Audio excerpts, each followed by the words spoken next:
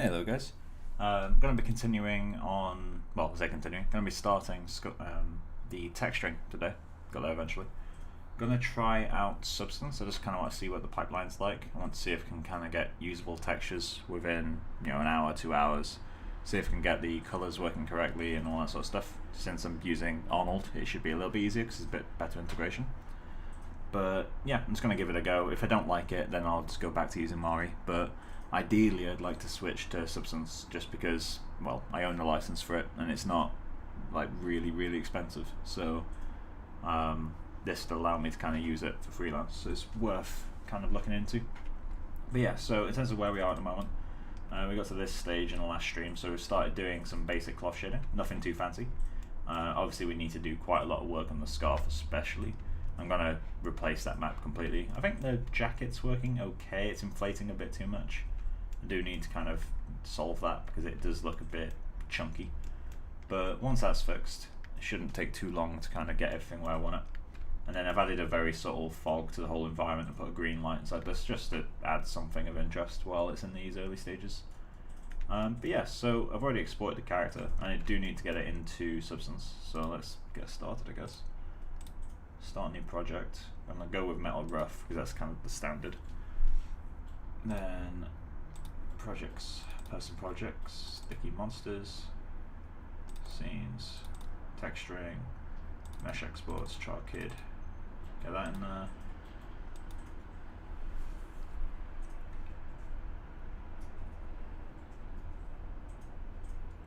Yeah, that's fine.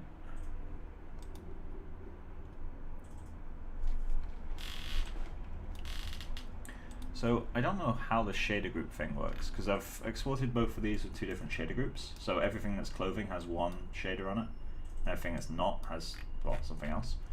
So I'm not sure what the correct way to mask these is. But yeah, so I guess I'll start off. If anyone knows like quicker ways to do all this stuff, let me know. I'm going to create a folder, call this wood map. And I'm going to create clothing map. And let's just put a fill layer in down here. It's going to be like the base of our wood.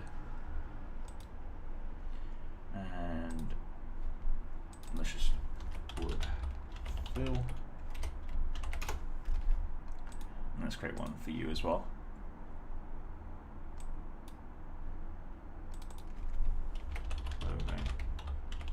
Fill. Cool. So let's just throw a color here.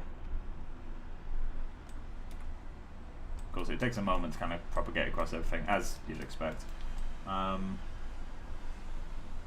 So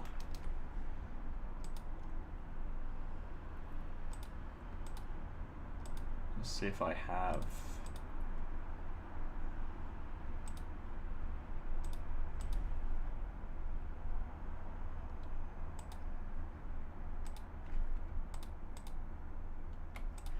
weird how it names them rather than 201. It's actually 1011. Is that actually how the UDIMs get counted?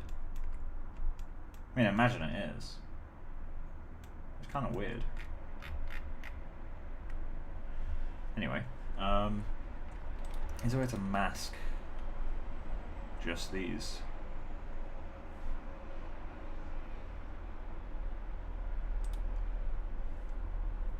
I should probably bake everything first. Let's do a basic bake. I'm gonna get the high-res stuff in there later.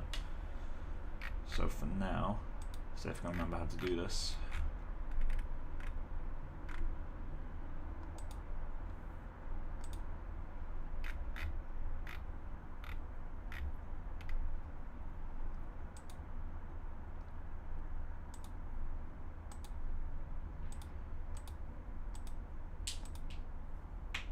Where's my mesh maps?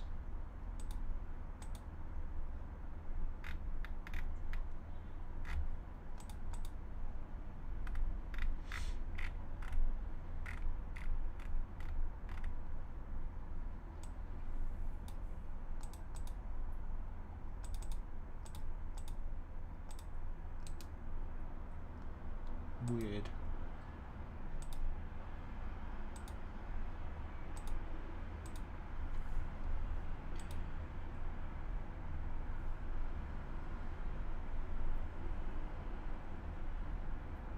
Big mesh maps, there we go.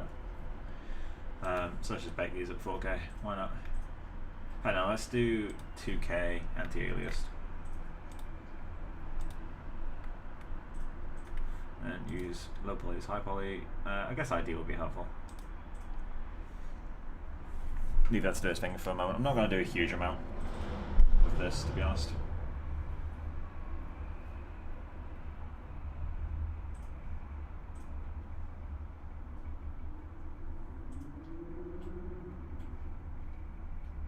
Oh yeah, my normals for this are going to be wrong, aren't they?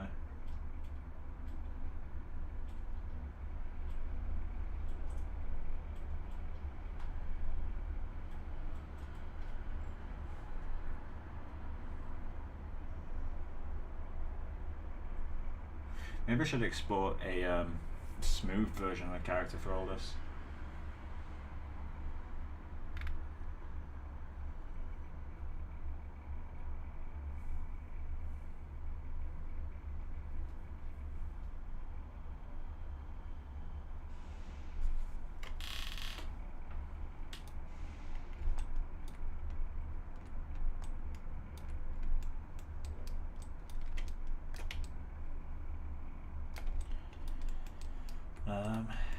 What can I do about you?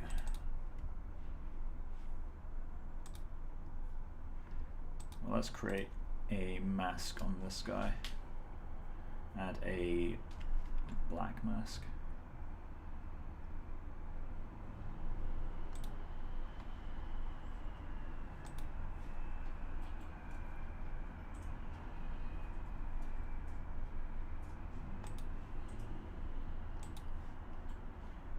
Don't really like this layout. Let's get the paint properties over here. Let's get the shelf there too. Go to brushes,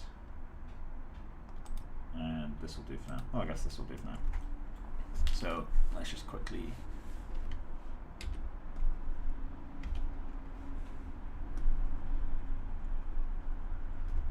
oh yeah, I forgot I need to turn that off. Let's go alignment, UV.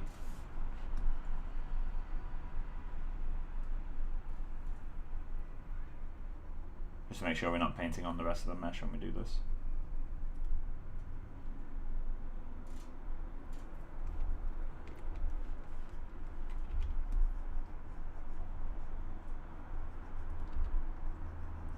What I'm going to do is just paint the bottom so I can use a bigger brush, because I don't really know how to mask yet. Or how to mask it correctly.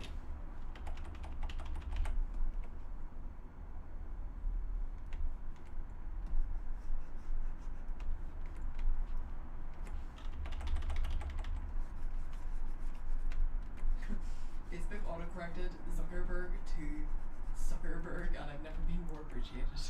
God damn it.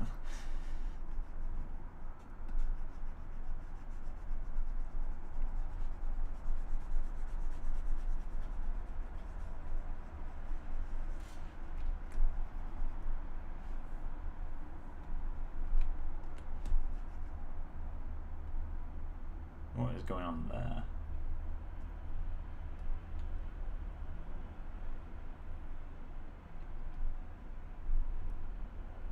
Oh, because he's overlapping UVs on the scarf, so it's really gonna hate it. Oh, apparently not.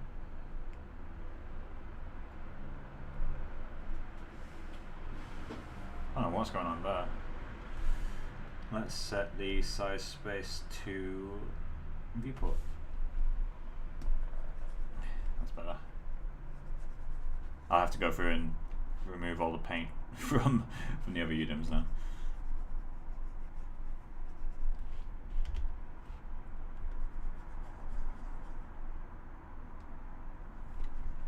Hey Ian, how you doing, man?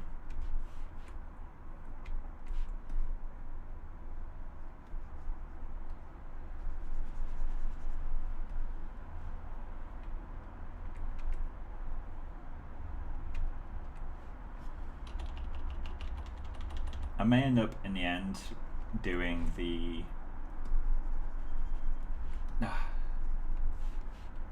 clothing and the wood separate, as in like different objects completely.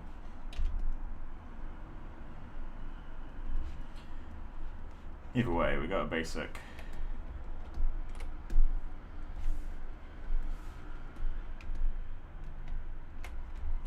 So we got that. So now we can just create whatever fill layers we want down here.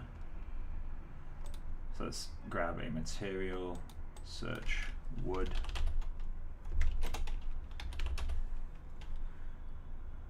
And let's go with wood rough.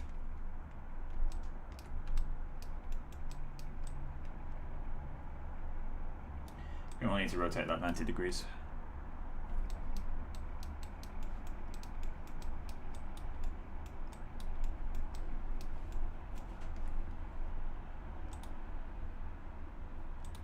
So now I need to create a mask for this guy as well, don't I? A black mask. And then paint this white.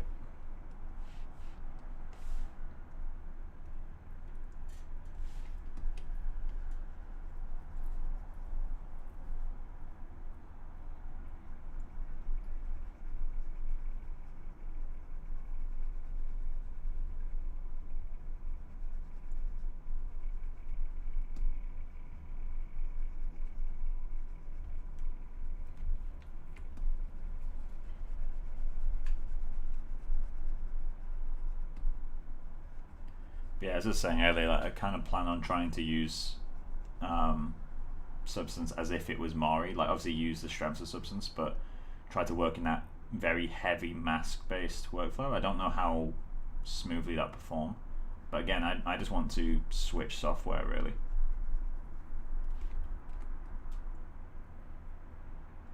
Just because I don't have to worry about license fees as much. Because once you buy an indie license of Substance, you've got it. You lose updates after a year, but I don't really care. I've got UDIMs now. And to buy Mari is like 1,500, I think, for an indie license, rather than 170 for Substance on Steam.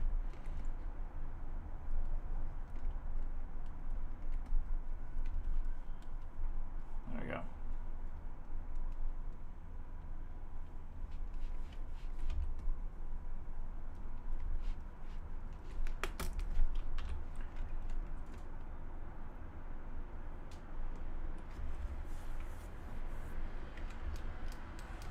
So why are you not visible?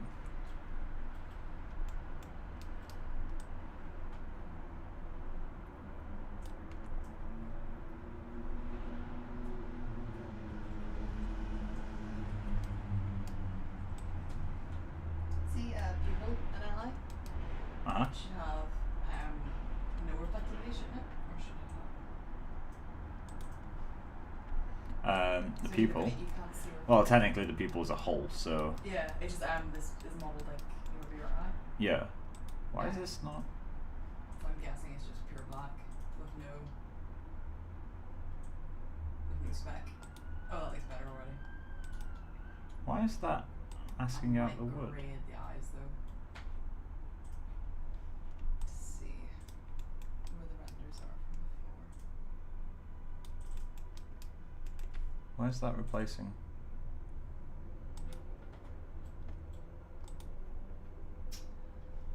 I'm wondering. That's strange. Can that be animated Can what be animated, sorry?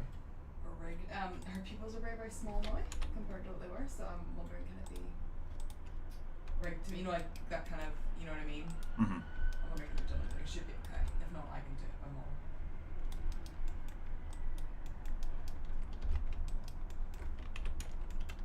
Yeah, it's working now. Wood fell. And where's the options for this guy?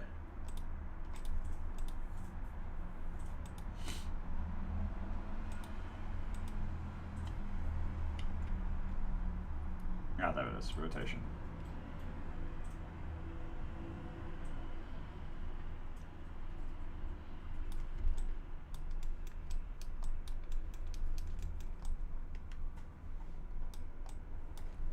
So that's not a smart material though, so let's create another fill above that.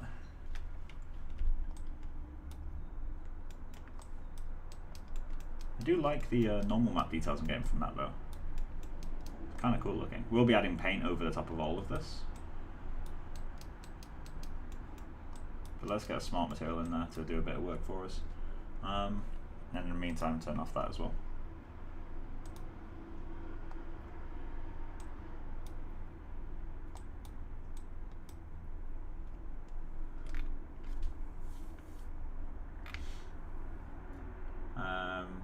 Chestnut could look cool. Wood ship could also look cool. Wood ship old. Ooh.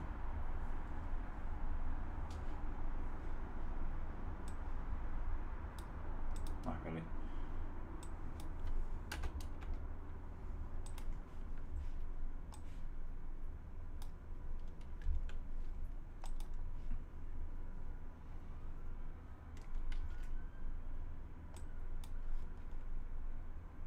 Okay, not too keen on the damage.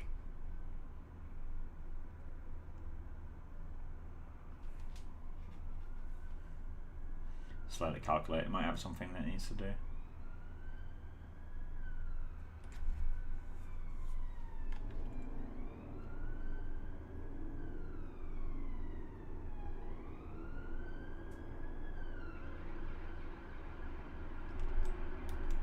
Okay, so that's the actual marks it goes for. I'm not too keen on that. So let's delete that. Remove layers. Also, I'm going to re-export with the scarf kind of moved over. I can accommodate the scarf being cut in half and put there. I feel like I need to. But for now, I'm not too worried about it. And we can delete that too. Delete layer. No, that's duplicate. Remove layer, that's what I was looking for. Let's go with walnut. It might be a bit dark, but I can always lighten it.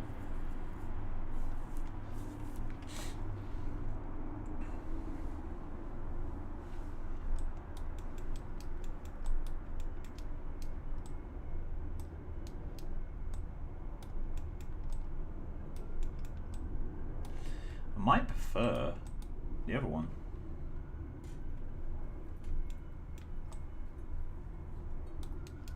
But is that down to the desaturation, or is that down to actually me preferring it?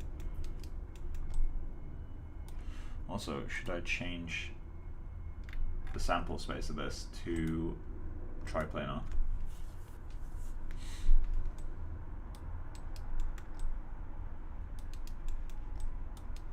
It's gonna fuck up the hands. But I can always mask the hands off. Might do a head triplanar and everything else on UV.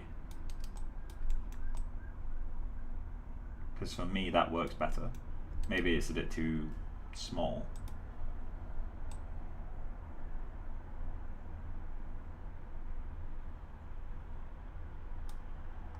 Put that to 2.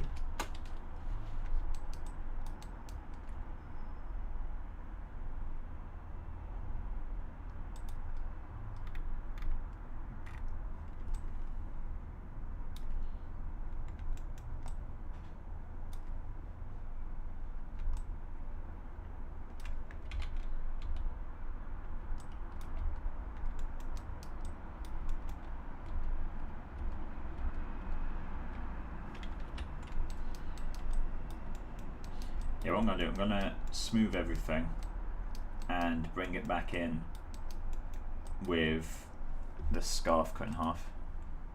So let's do that. Let's go to, I think it's this as well, and the tie. They all share the same UV space. Apparently not. Was it the shirt that it goes with? It was.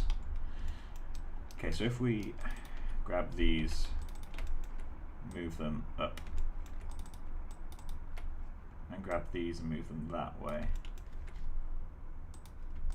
I then just need to cut this in half at some completely arbitrary point. Let's say that one.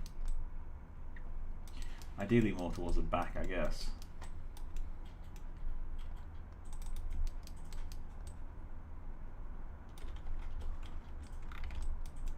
To get through the ends. Yep, alright, cool. I might have literally just got the last possible. I did. I got the last possible loop. So, does it stay at the back most of the time? I think it does, except here, but that's, you know, not the end of the world.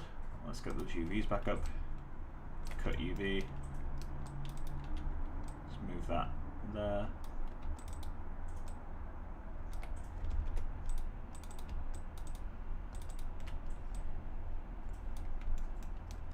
Of course, you're not connected.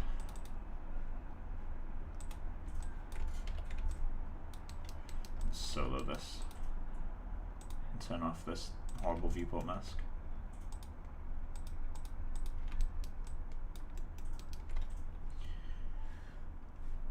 But yeah, let's just go into the UV workspace.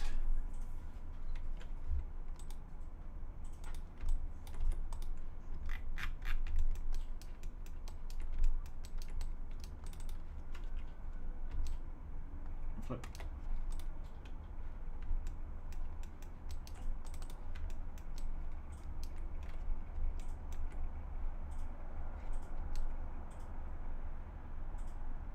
So what we can do now is lock all of these,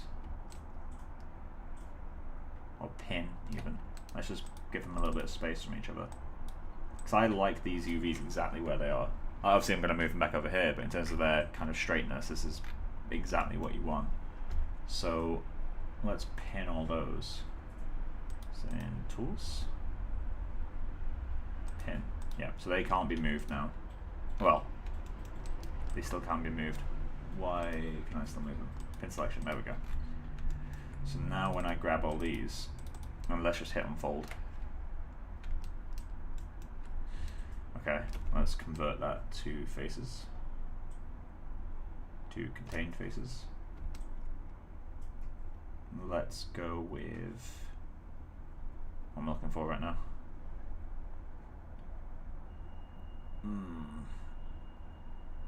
Mapping. Nope. In here.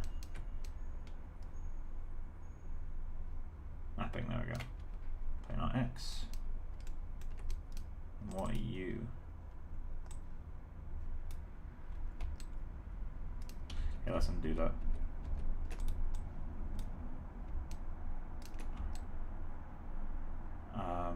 Nope.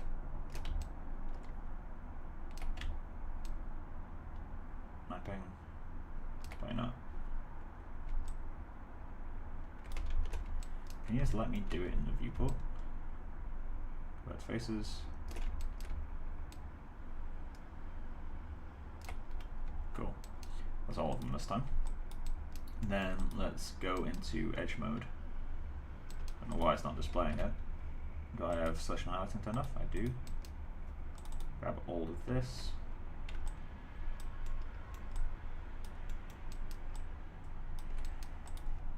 So I guess let's grab these actually.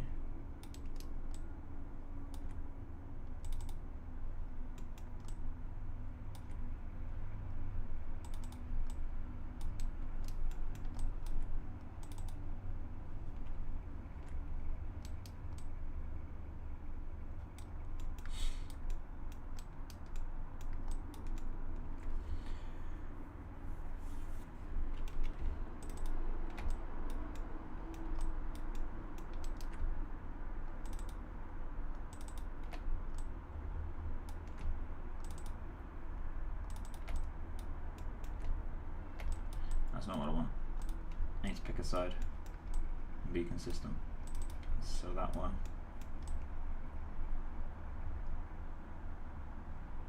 No, that's the wrong one. So that one. And so edges.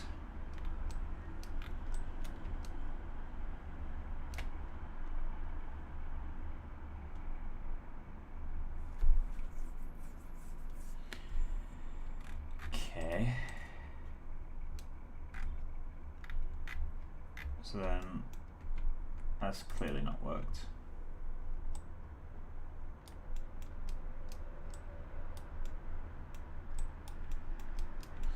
I guess next best thing is just to cut there, cut there, cut edges.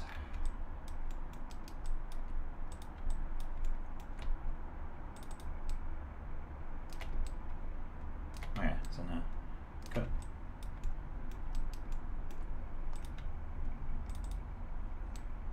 Cut.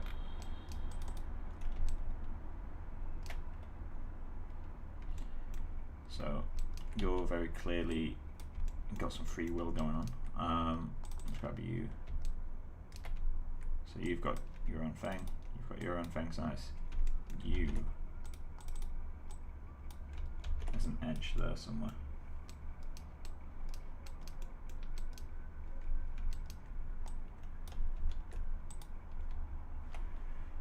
Edit. And pen selected.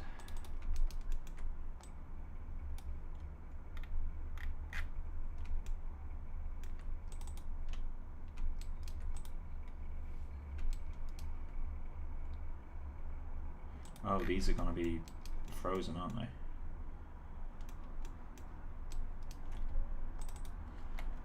Yeah, unpin those. Unpin selection. Give it a moment.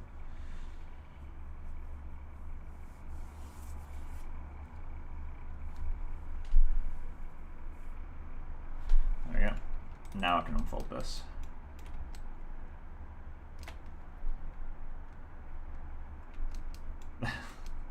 Why can't you just play nicely? Why do you have to pull this shit? Okay, well, I guess we can do the old method.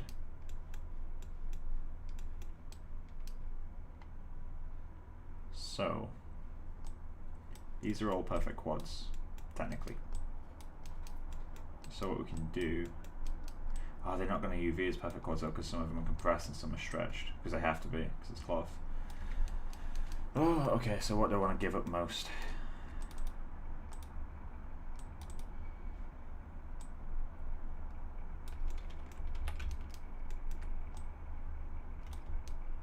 Okay, let's go unfold along you. Wait, do you not obey the pinning?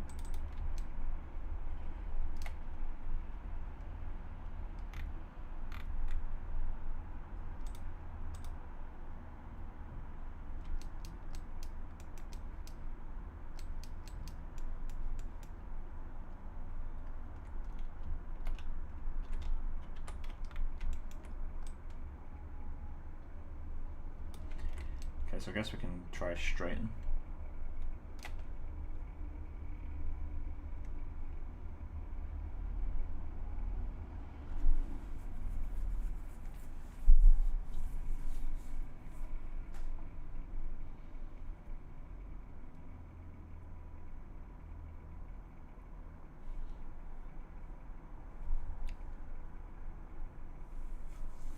I mean, we could always go the path of giving their sides their own UV island and allow them to be treated differently from a shading perspective. But ideally, I just want these to sit on the edges. I don't know why it's not just doing it. I wish Maya had better tools for rectangle UVs.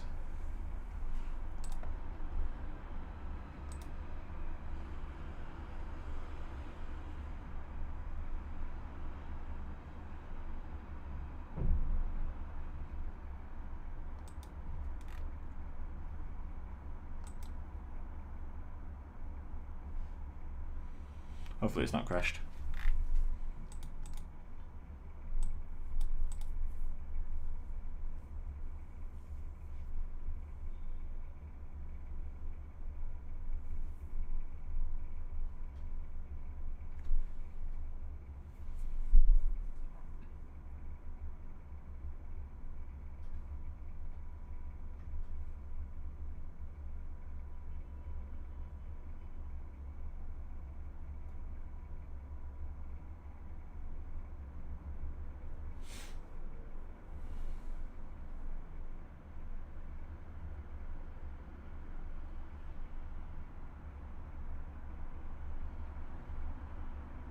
Come on. Kind of impressive, really.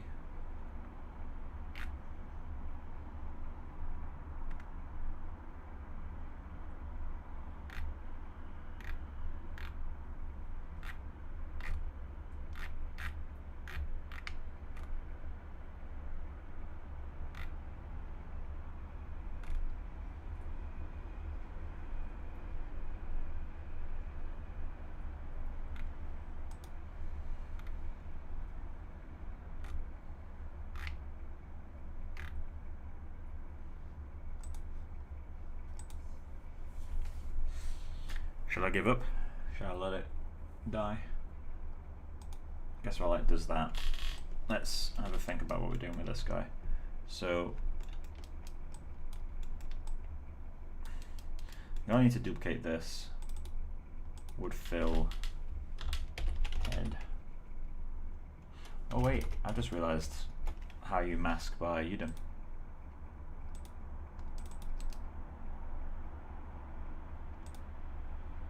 Now how do I select which items to use? There we go, that's how you do it. Okay, so we can do that rather than painting masks.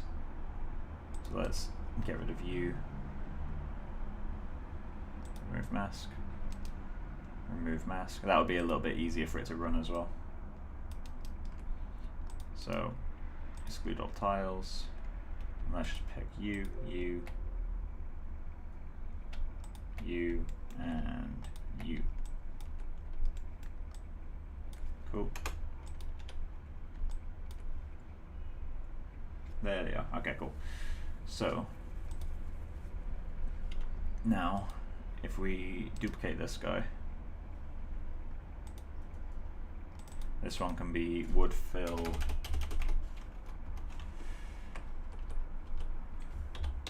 head. This can be wood fill body. This one can be masked to just this one. And you can be masked to just these two. So that allows me to, come on, there we go.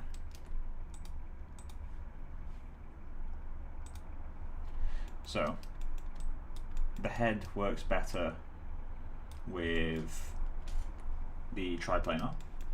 So now the body, I can switch back to being UV, which gives me better results. And let's figure out the scale. The scale's not going to be the same between the two. There we go. That gives me a little bit nicer results, at least for my tastes. Is Maya finished yet? No, Maya's still crying. Okay, let's try that again. Oh, let's try to kill it first. Leave that for a moment to think about what it's doing. So that's that. So I've got to decide, one, what color do I want to do? I guess I should get all the colors and shit sorted first. Should also change the environment light, because I don't really like this environment. Let's try that one. Well, actually, what would be the most accurate to what I'm doing? Mine would be a studio environment, technically. I hate studio lighting. Like, I really despise it. I need to, well, I can just bring my own HDR in, right? Let's do that. How do I bring in a custom one? Do I have to import it as a thing? Create a subshelf. Mics. Nope. Oh wait, that's just creating one for that, okay.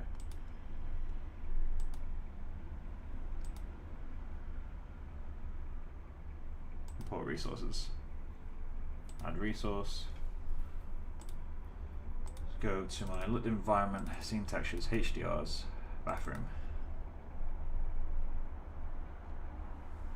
Cool. And we want to bring that in as a environment. Put your resources to import to here, I guess.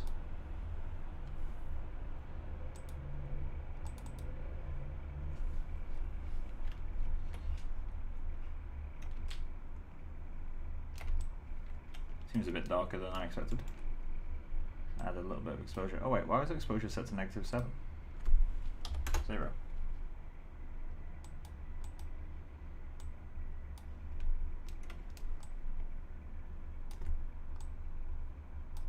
We should keep that to 0 really. Has Maya finished yet? Nope. Alright, let's kill Maya. Test manager.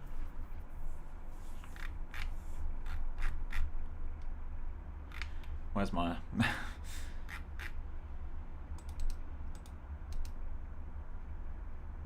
And task. Sure. Relaunch Maya.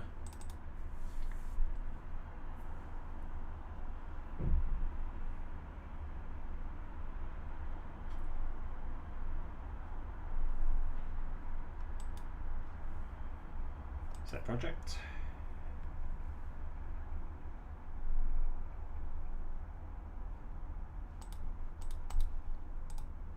Oh, there we go.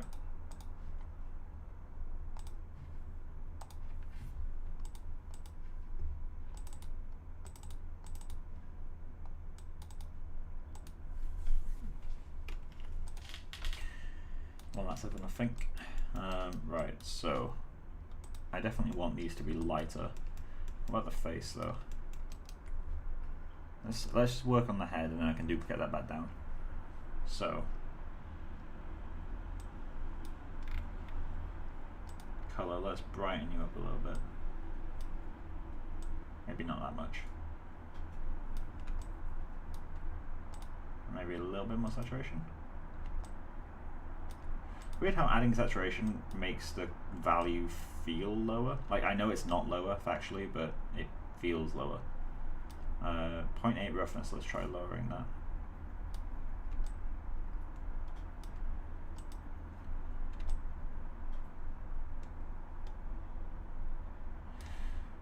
I don't want it to be 0.8 roughness, I do want it to be a bit rougher than 0.8 though. A bit glossier than what I had. So a little bit lower still. It's starting to get somewhere. Yeah, that feels about right. I'm also going to turn on normal.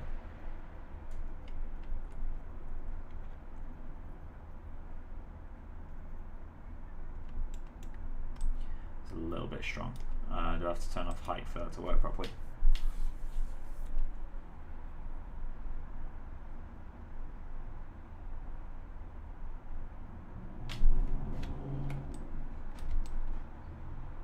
Oh no, it actually was working. So let's go to our normal.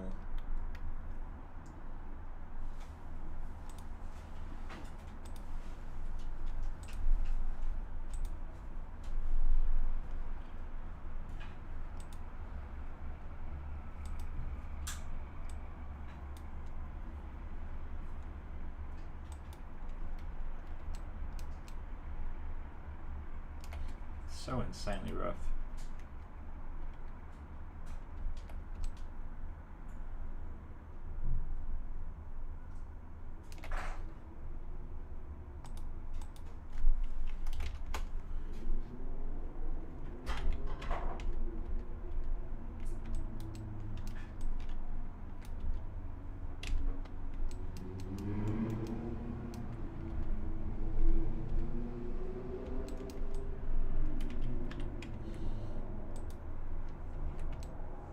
I guess height's doing all the work for us, isn't it? Yeah, we'll leave it just height then. Okay. So what does height look like? That's our rough. That's our height.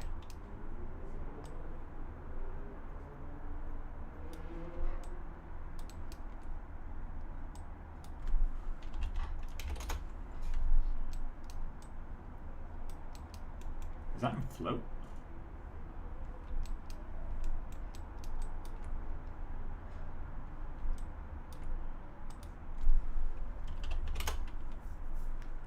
0.6 looks nothing like it.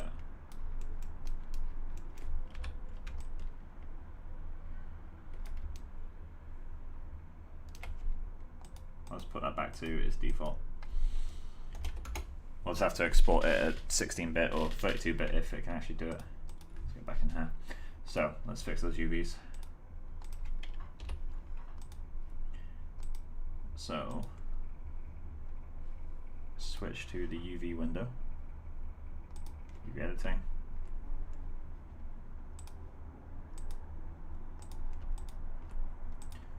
Show selection highlighting.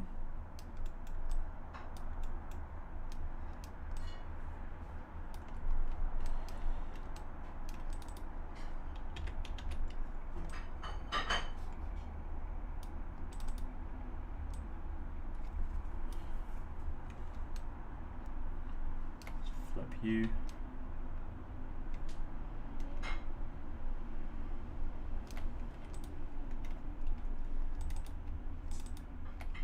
Edit pin selected.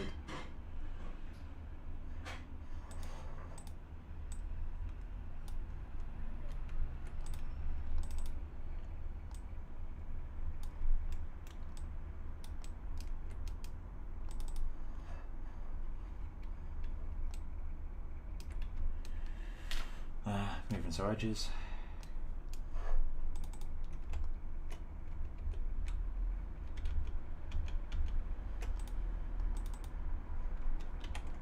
Does it allow me to do that? Nope. Can we just unfold this on the U? We can. So fold U on U as well, and then grab both of these and fold them on the V. Now we can try to sew this.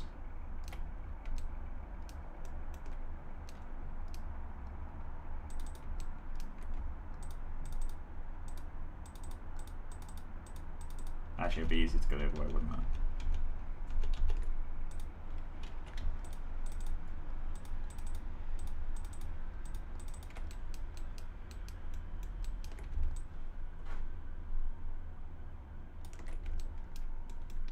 And just to make sure.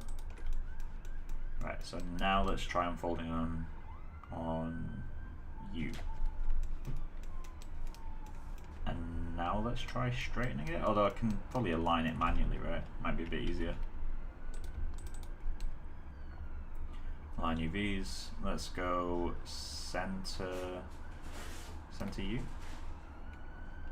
And just leave that completely alone. Center U, center U, center U. And then I'm gonna have to do this guy manually.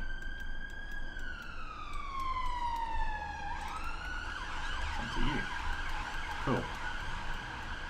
So not evenly spaced, but it's infinitely better than it was. We could, if we wanted, go through and unfold just one of these in the U.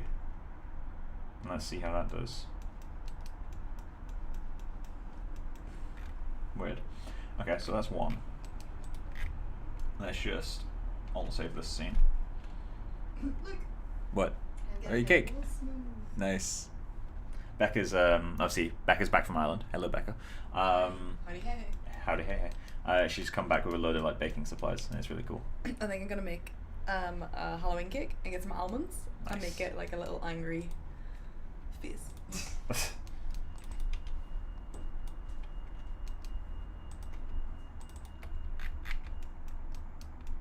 Okay, let's move and sew edges. And then let's just go straight in with a line, and then I guess we're going to want center V on this one.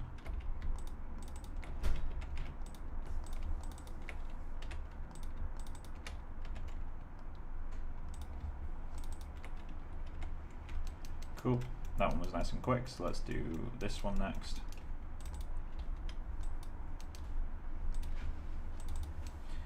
So edges.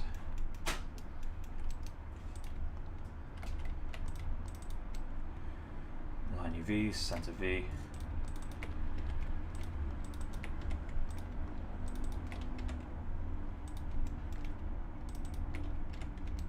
Yeah, news on the flip normals tutorial. I've finished recording the main series now. I've just got the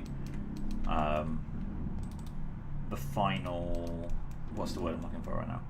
I just got the final like production example to do, and then I'm done with the videos. It's just a case of editing them and removing any bits I don't like and adding new bits if I need to.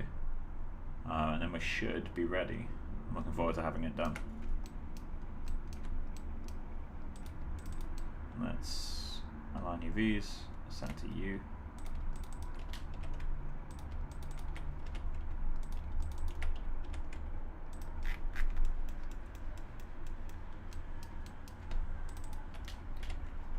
Cool, that's all those done. Then we can just go unpin selection, bring these over together. Obviously I'm going to have to scale them down slightly now just because we've added a little bit to top and bottom. There we go. Get you as close as I can to this edge. Same with you. I guess now we could run a straight UVs, but I think I'll leave it alone. Although I will center this. That's broken. Align UVs, center V. No, that is not what I want. Center U.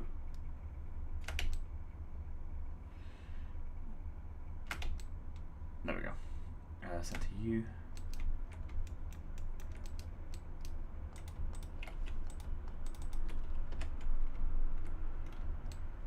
Align UVs, center U. We'll leave the top and bottom. Not as worried about those. So then we need the tie and this.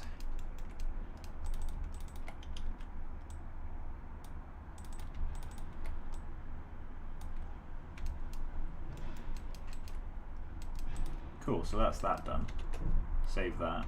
So now, oh, I need to drag this into the box group.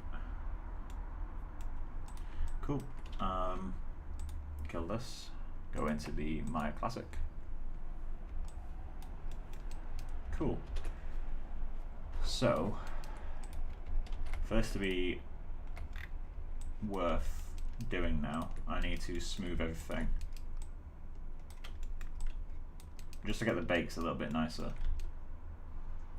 Like the curvature won't work that well otherwise. That should be enough topology to get nice clean bakes. So let's go into render group, file, export selection,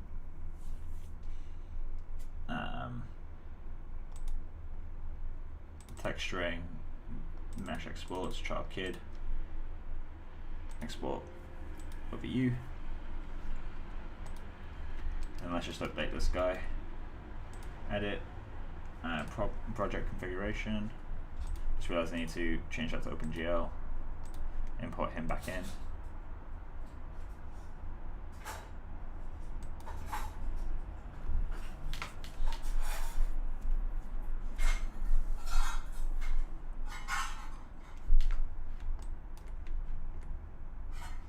Reverting back through this one. Why did it fail?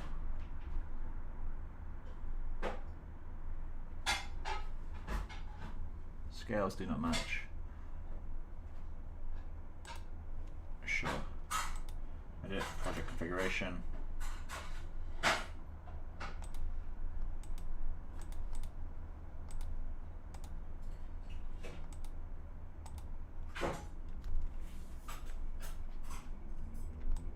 That's why whenever you can, you want to avoid painting masks, because you lose any maps if stuff changes. So is that why it looks weird now? Did I bring the ground with it? Oh yeah, I would have bought the box too, wouldn't I? Yeah, that's why everything's broken now. Okay. Looks beautiful. Let's get that fixed. We've also learned something new. It brings even hidden objects with it, so be aware of that. Chart kid. So that's a smooth version as well. So what we'll need to do now is open the scene. Cool. Let's just quickly go into the UVs, make sure that we haven't just lost that. We haven't, good. edit, project configuration. I don't know if I need to reselect it every time, but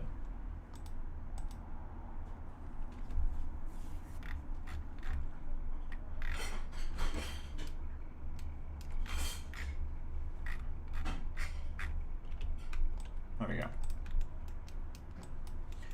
So I need to rebake the maps now, but I'm fine with that because we've got cleaner maps for it.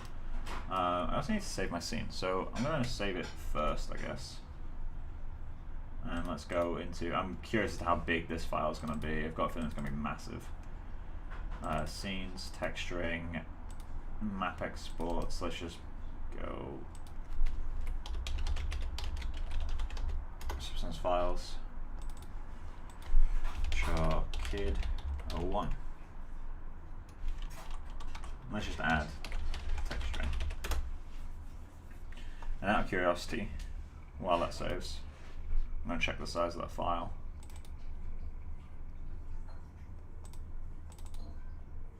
Almost a gigabyte already. Nice. Cool. So, edit, bake mesh maps. Switch you to 4K. Let's stay with the subsampling. Use low poly as high poly. Bake selected textures.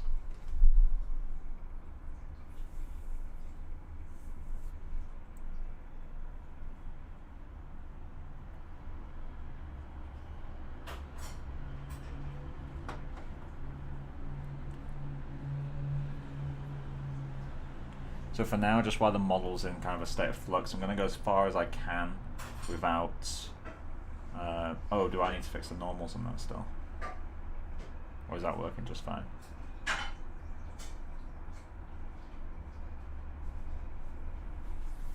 Yeah, so while I'm still in a state of flux with like what's being done, I may need to... oh god, I'm so bad with words today. Oh, and that is definitely broken. I need to check the normals of the scarf.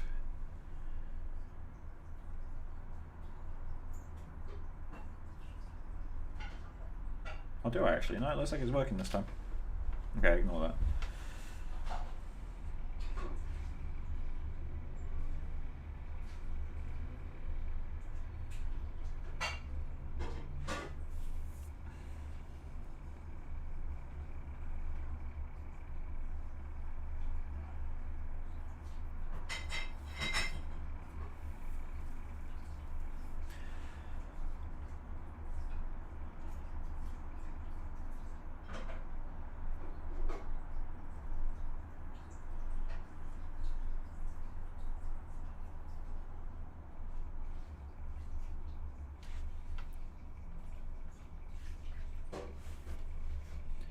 Beautiful.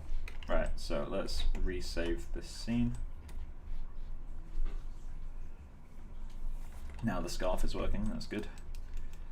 So in terms of cloth texturing, I'm not going to worry about texturing fibers. I just want the general, obviously I'm not doing the cloth texturing right now, but I'm not worried about texturing the fibers in there or the actual weave because I'm doing that in my shader.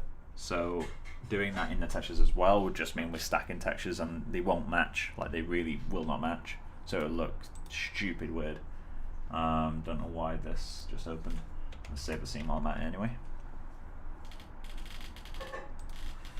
So we have our basic wood. I'm going to work on the head for a while, for as long as I can anyway.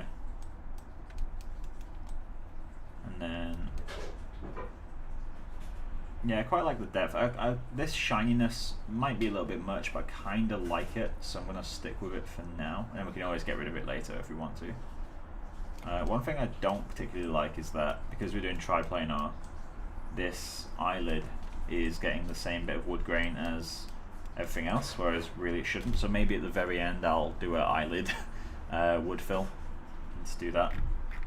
But that will require painting, so I'm going to avoid that for as long as I can. But I think in general this is working relatively nicely as a base. So now we need to start adding kind of damage to this. So let's add a... Do we add another fill layer? Or do we grade this one? That's the question. Let's add a... What would be the best way to work with this, actually? Let's check out the walnut as well. In fact, now that we've got a better bake, the walnut might look better.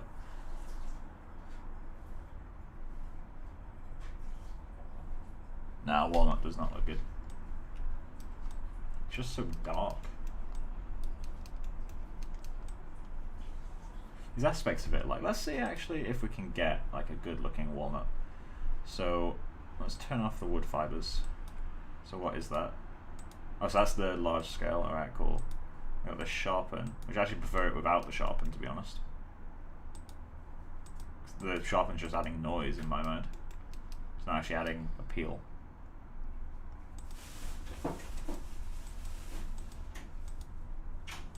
It's adding a little bit more contrast too. But we'll keep that off for now. Turn off the grunge pass. Oh, the grunge pass might have been what's killing it. Wood fibers. Okay, so that's doing a ton of work. And noise.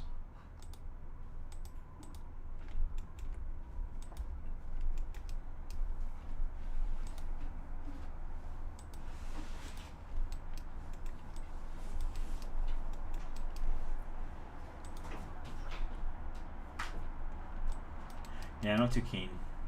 I don't think this was really worth keeping. Becca, what do you think? Hang on a second. Sure.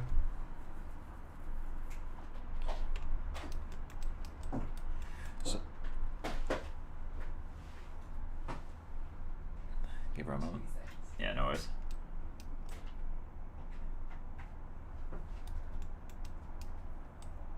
What do you say? So, That's fine. So, oh yeah. What do you prefer in terms of pattern? So don't worry about color. In terms of wood pattern, do you prefer this, or do you prefer this? I don't know. Personally, I'm leaning towards this one. Yeah, just obviously you'll change the color. Yeah, obviously, like, well, I don't like the color of this one either. But so we'll be adding paint over this. I still haven't entirely decided what I'm going for, so it's kind of exploring, to be honest. Let's add a dirt layer though. And let's go to materials.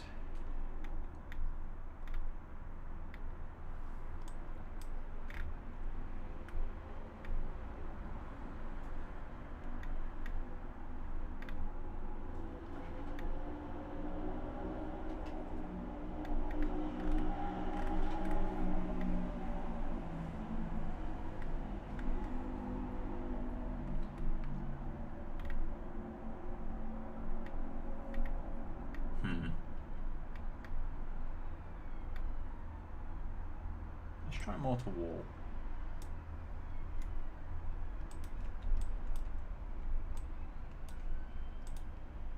Okay. And let's bring down the value a fair bit. And change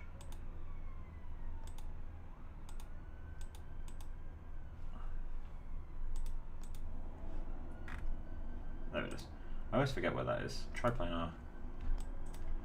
And scale, I guess, all the way up. Cool. And let's just call this dirt layer. Well, I guess dirt fill.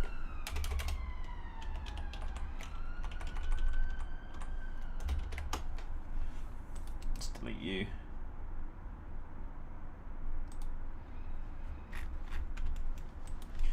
Cool, and then let's mask this using a generator.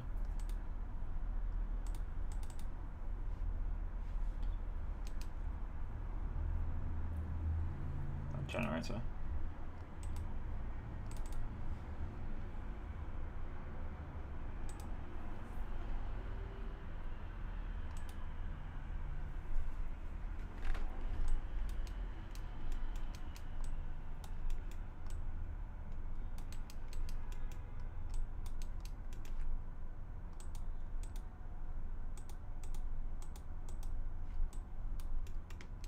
I love what that's doing in the ears. It's a bit too dark, but that's an easy enough thing to fix. So let's go to dirt fill.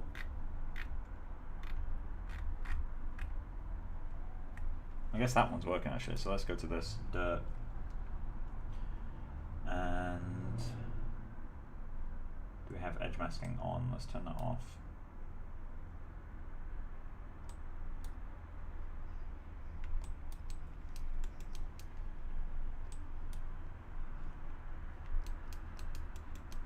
Can't decide if I prefer it with or without that.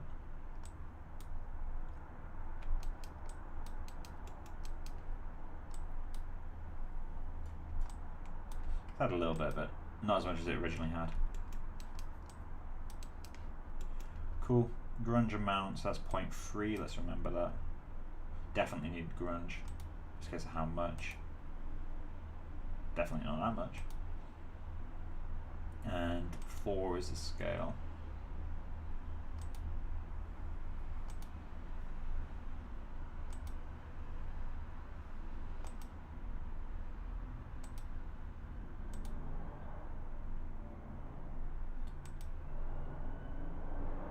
Kind of like the smaller scale actually, so let's pull that back.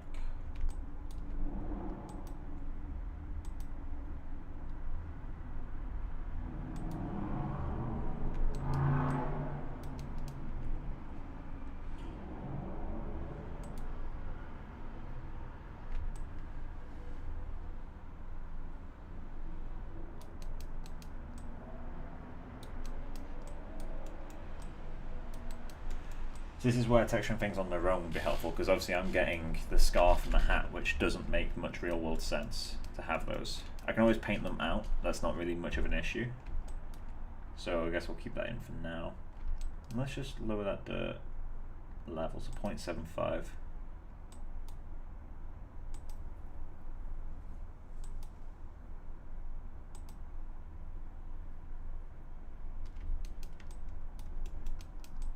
And 0.75 might have been perfect actually, for most of it. Not 0.74. That's a nice value.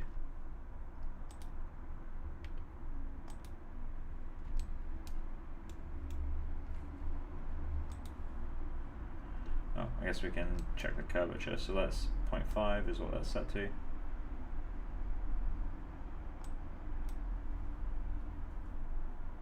Don't see anything.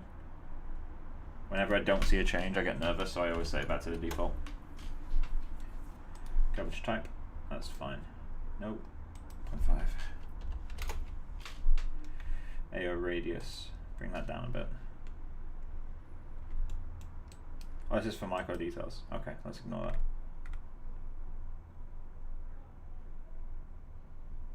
It'd be nice if there's an AO radius for everything else.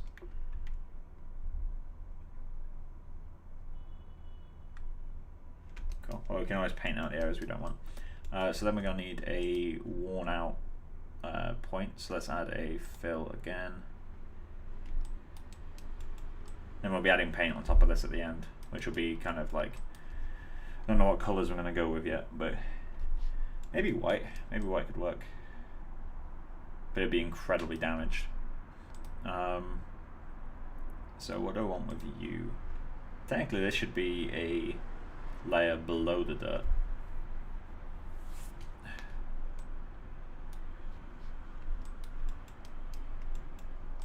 Because I'll be wearing out areas.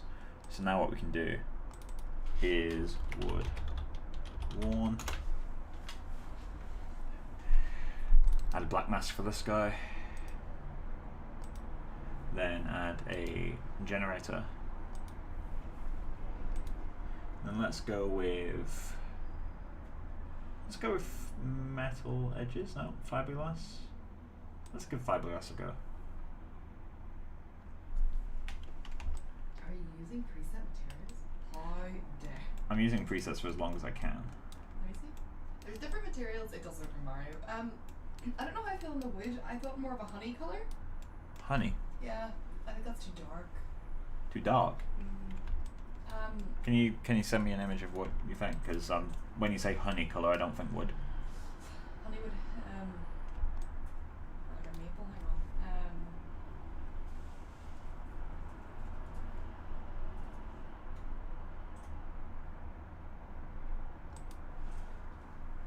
more like the Little Prince?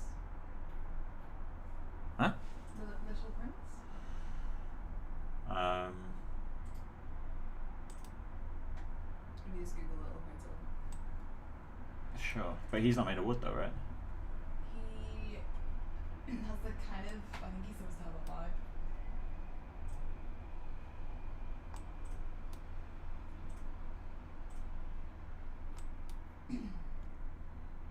I was thinking around that colour palette, so I don't know if you're going to paint him or you just want like wooden. I'm going to paint on top, I just don't know exactly what I'm going to add yet.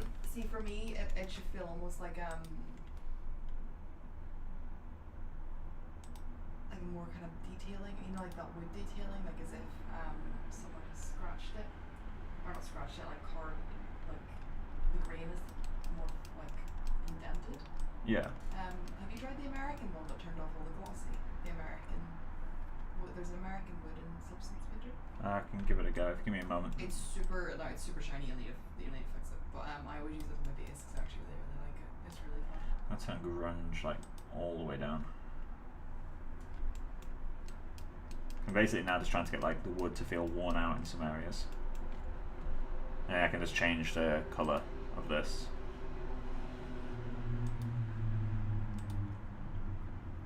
Let's colour pick to a bright area, but then increase the brightness. So let's increase it further than we want, and then set the opacity lower, because then we can get light passing through it.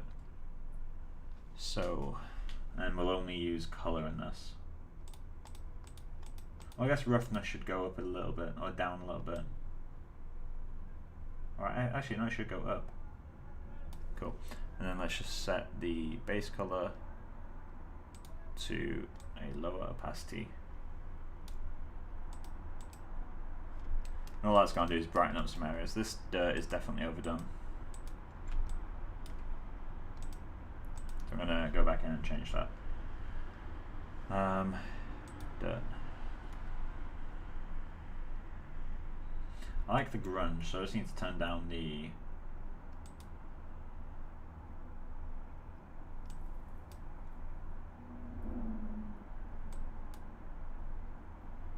let's turn grunge off for a second. Let's do this modularly.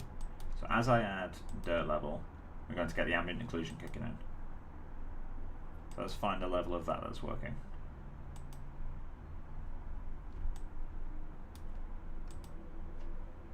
More subtle than default is the answer. So that will now be doing basically nothing. But it literally is doing nothing.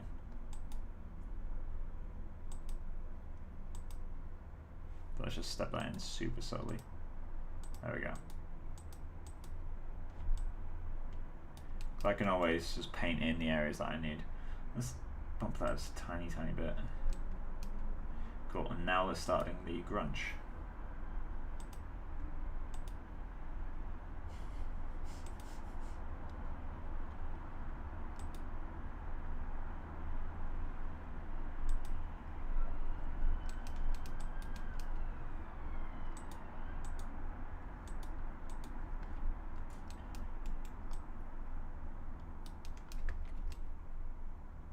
So I need to search Little Prince.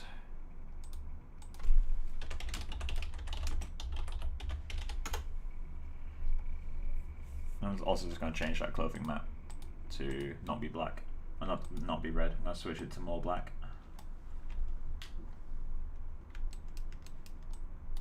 Let's just bump up that roughness as well.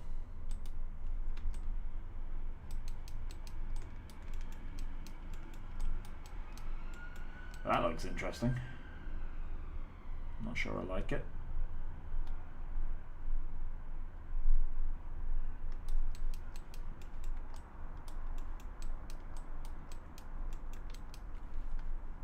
So let's search Little Prince images. So you're thinking the Netflix one, right? Becca? You're thinking the Netflix Little Prince, yeah? This little dude. Yeah. I mean, he's not really made of wood. But that's the colour that you're thinking. It's a lot lighter than what I've got. Like a lot lighter. I'm thinking more, I'm trying to describe. So go to the materials. Let me turn this off for a second. So is it a smart material or just a regular material? Try regular. It's like a, you'll know it, it's like a very orange wood. Very orange wood. So it's definitely not cold. You can search wood. There, see wood American? Okay. But right, it's gonna be super orange. Yeah, that's fine. But and then rotate it to like that kind of yeah, I kinda see what you mean. you know what I mean? That's what I meant. I just like the detailing more. You know, like as if it's kind of like a really old piece of wood that someone has just like literally carved and it has the vibes. You probably need to work with levels and stuff. I don't know if what's exposed in the parameters in that material. So it's probably a levels job. You can change the colour, you can change the roughness and I think the vein type. But you know, you can go through. You'd probably it's gonna be a tricky one. Yeah, it's one of those ones that you probably have to do a lot of levels. You know what I mean? You can open the material and substance designer. That's what I've done before. Or there's ones on the Substance Share website, by the way, which are free to download, and you can use them for projects. That's cool. I used the wood. There was a really nice wood that I used for the floor. I kind of like just the surface detailing of it. I could even just take the. In fact, no, it's a bit flat on its own actually.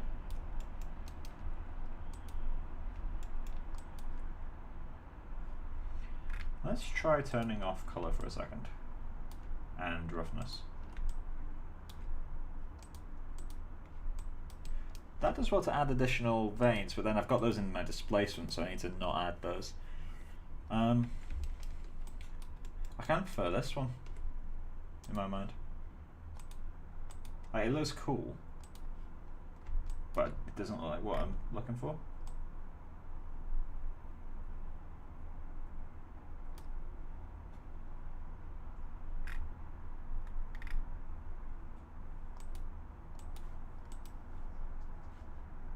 I just like the, you know what I mean by the detailing on it? You know what I mean? Yeah, my thing is like I'm adding a lot of this like vein stuff in my actual sculpt. Oh, are you? That's okay. Yeah. Because what you could even do is you could grab one of those wood grains online just to use as like a thunder ref, if you know what I mean? Just to use what it looks like. Even like the one that I used for like the floor and stuff, the way there's like the stereotypical wood noise that you can Google. Yeah, because at some point what I'm going to have to do is bake these individually. I don't know if there's a way to get a high res and bake per UDIM, so like other UDIMs don't interact with the bake. That'd be really fucking helpful. I've got a feeling that isn't the case though, so I may have to like manually mix some different bakes.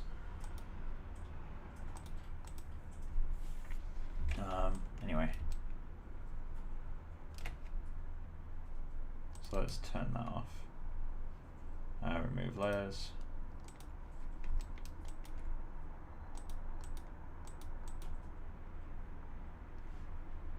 Let's just set that.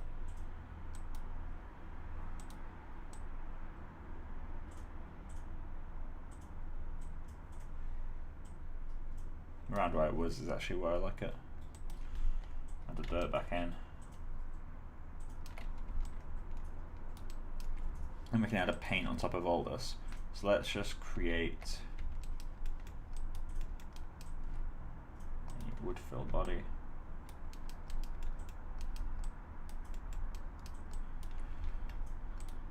So let's create a layer called wood mat. Yeah, oh, we've already got that. Cool. Let's delete you because we don't need you.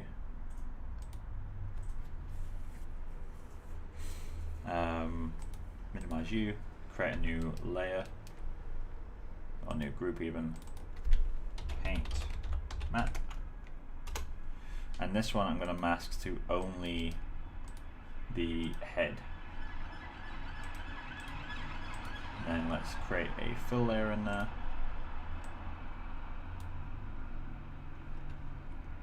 Did I tell you about my mom and her obsession? No. Her obsession with. She bought a wok, right? Yeah. She got this massive fucking wok for like, I think it's like £4 in Asda. Uncle Roger would be proud.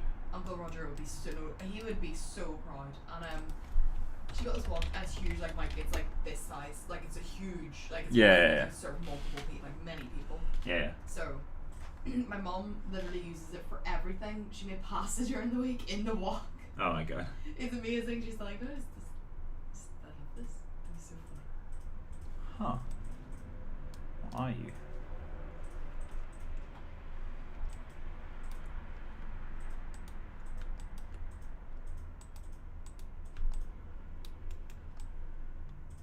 How are you working?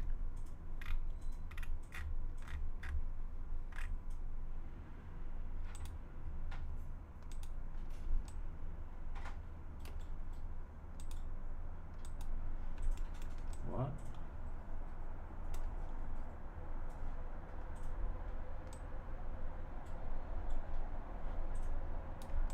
The fuck?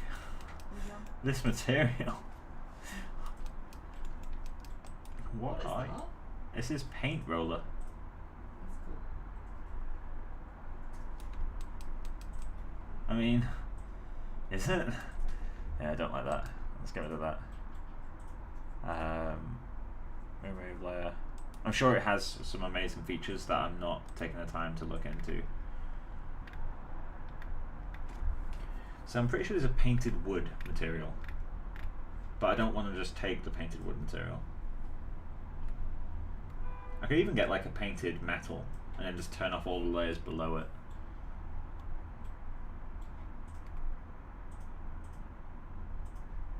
Let's just search paint. Yes, it's all metals. So if I go with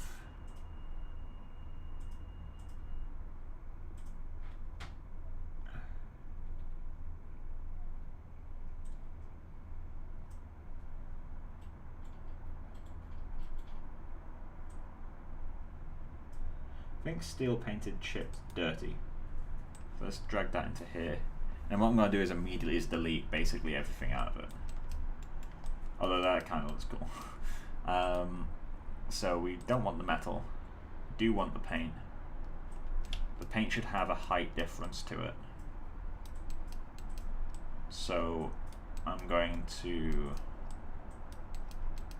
Let's see what this is adding for a second. I don't want rust. Because rust looks kind of dumb. And do I want the sharpen? I probably don't want the sharpen either. Yeah, so I literally just ended up taking this one layer. Alright, cool.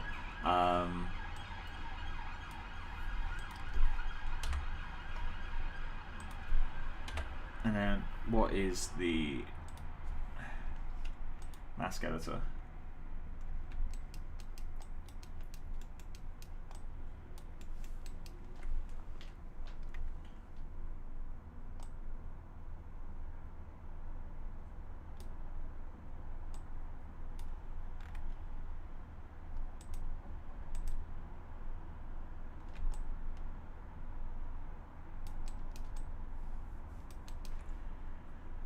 What color are you?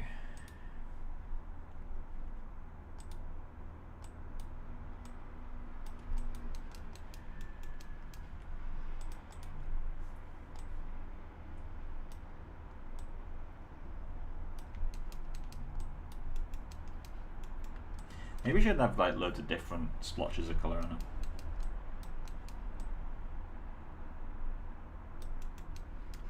Granted, I want a lot more extreme breakup on this. Oh, so that one scratches. Oh, that's cool. Definitely want that to be really small. Then I guess texture 2. We want that to be massive, probably.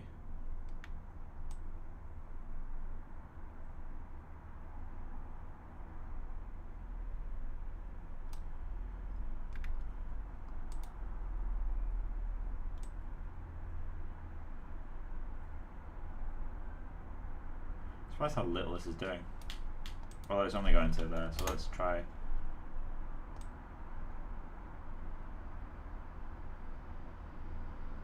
Barely doing anything. Contrast.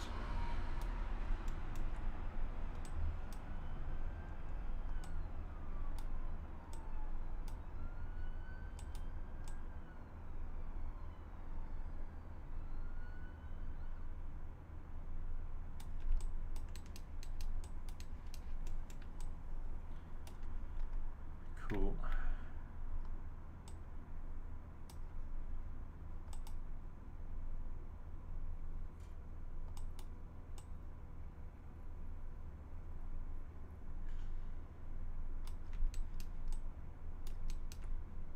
I think it'd be better just to paint this manually. So let's delete this. Oh, the masks? Yeah. Yeah. Some of them don't work as well as you But expect. I'm just trying to get as far as I can without painting stuff, so I'm still free to change like scale and all that sort of thing. But I guess we're just gonna have to. You could use one and alter it. You can paint into it or chip away at it. What, sorry? You can use one of the default ones and then chip away at it. I think it's just easier to paint this sort of thing. Let's create a add paint. There we go. Got that eventually.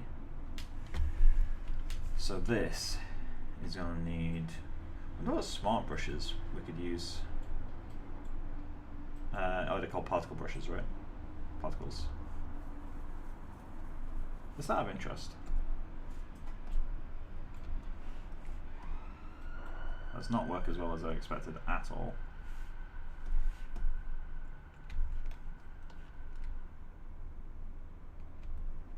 Okay, that's something. A good stream.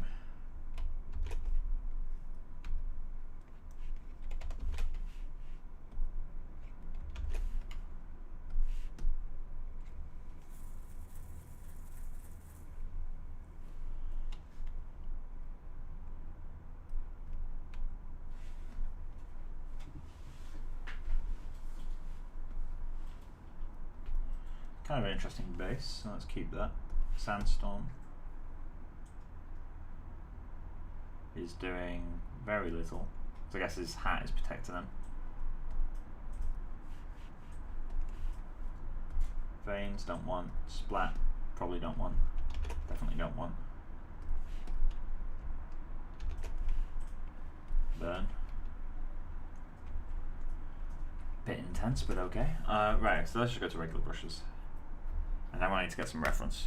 Let's do painted wood doll.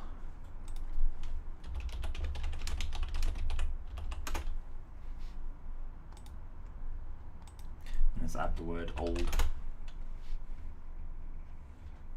God, they fracture in such weird ways. Why does it wooden dolls look so creepy? Old painted wood.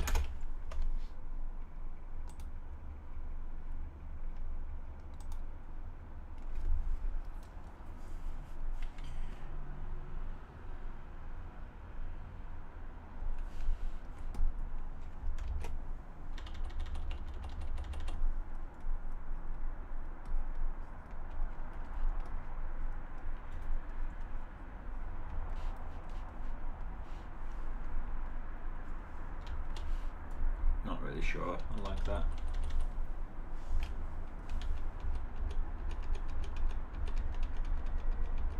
Like, we should create a separate paint layer actually. Add paint. So this one can be rain. This one can just be paint.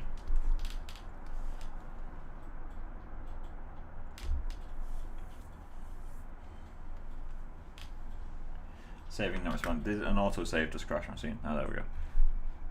That's happened to me before. It's not fun. Brushes, right. Let's go with this guy.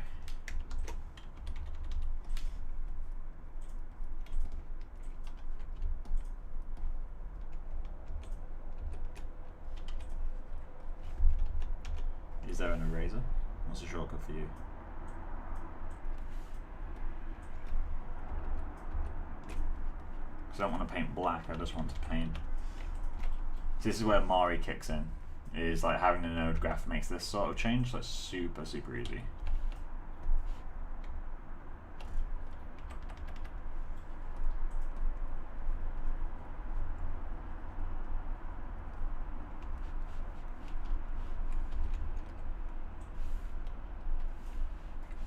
In fact, we could set these to add.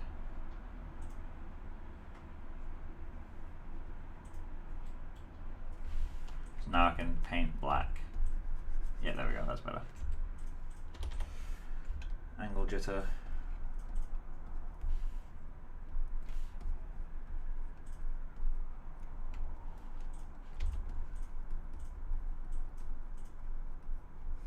So now we need to find a really nice picture of a doll's face that isn't immediately insanely creepy.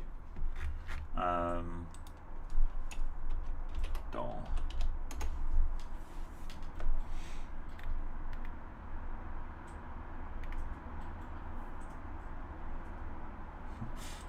Like this. So appealing. So I guess technically it would be painted white with rosy cheeks, right?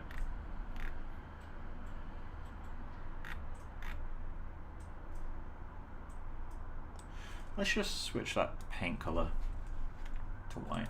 So let's call this white paint.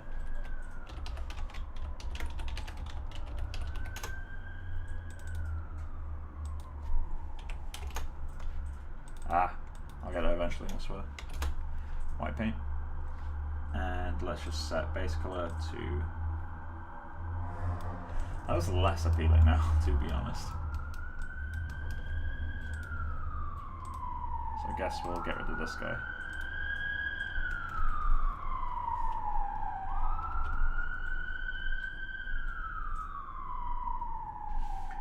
We need a little bit of size jitter in this.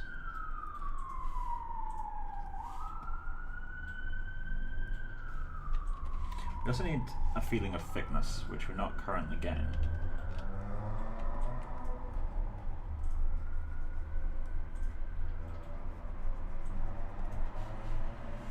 So this fill layer then, I need to add a little bit of height.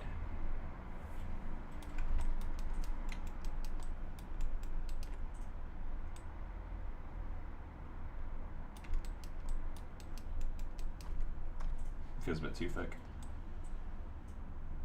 There you go. And then let's just go back into you.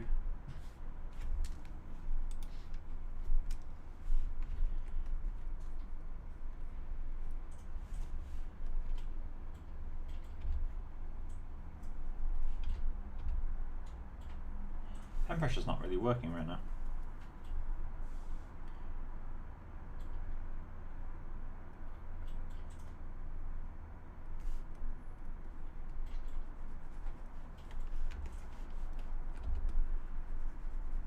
So definitely need to change the brush as well.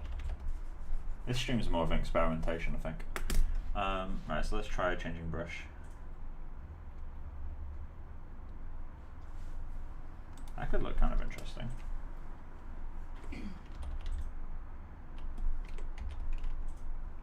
No, it doesn't.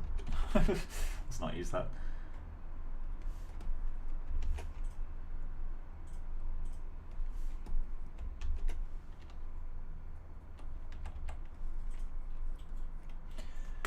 Let's just lower that. I think the paint opacity should be lower, and also the height needs to definitely be lower.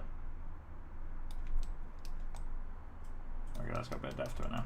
And then I guess the color should be not fully there.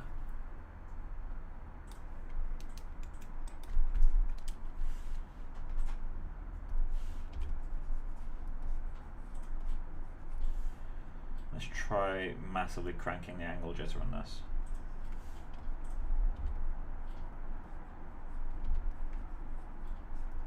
See, when you start erasing that, that makes a really interesting effect. I'm going to just paint.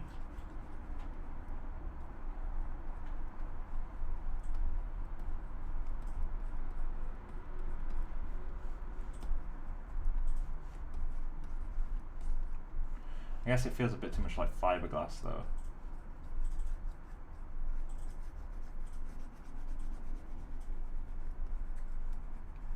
Yeah, it does feel a bit like fiberglass.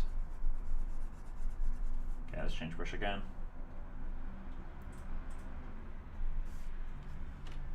Why are all these brushes so massive? I guess they're probably not designed to be used in this scale. Ooh, that's cool. Needs to be blurred a little bit, doesn't it? But that's definitely a paint. So now what we need to do is just make sure that we mask curvature off, and then I can paint out the areas I don't want. although I need an opacity.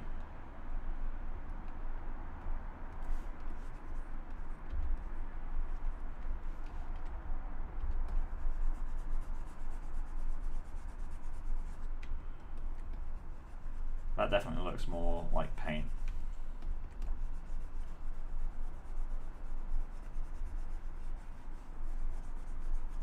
So yeah, let's paint that in.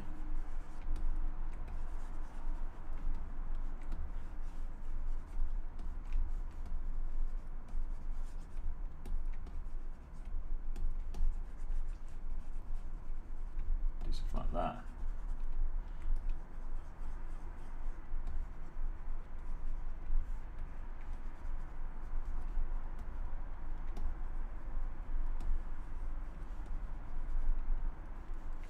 Should we just paint it in here? Paint the whole thing.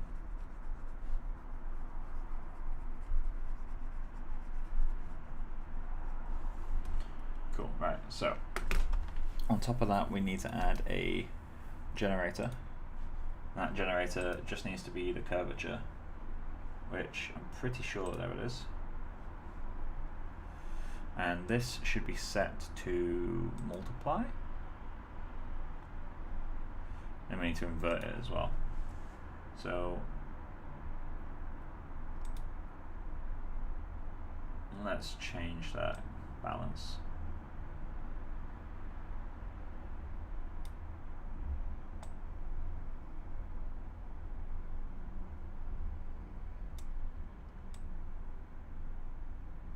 I love how he gets like these super sad eyebrows. Kind of dig that. Global blur.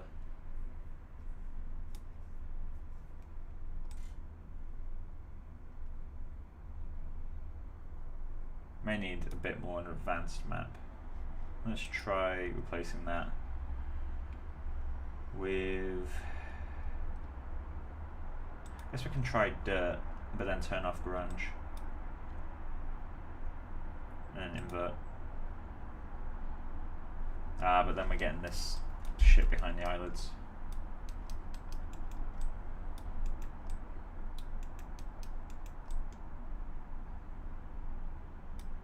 And also it doesn't make much sense for that to be set up that way. I think it actually makes more sense for this. So let's set that to add.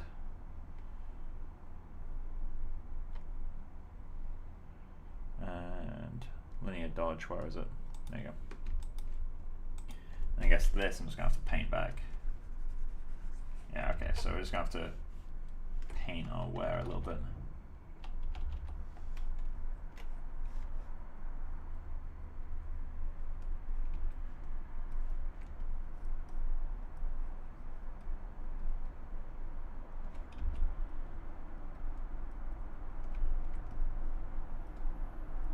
Let's lower that height as well.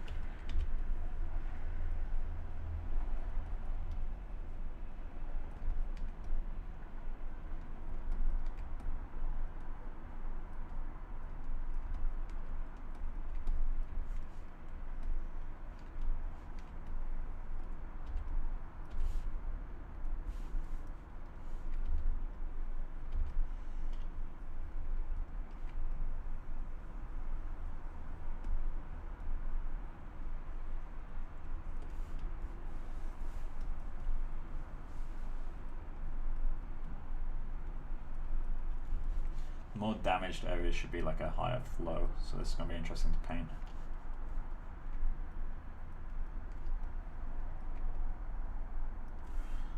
Let's set the brush to be alignment UV.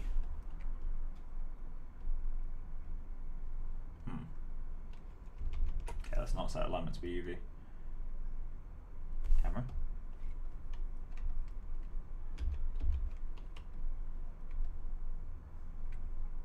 Camera is the way that Mari's generally feels.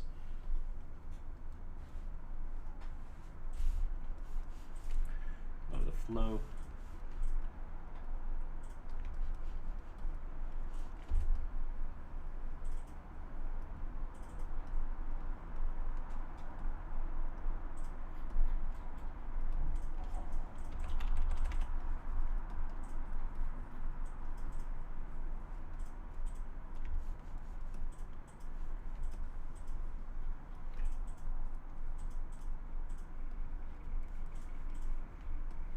So it looks super creepy if I just do it like this. I need to figure out what I want to do.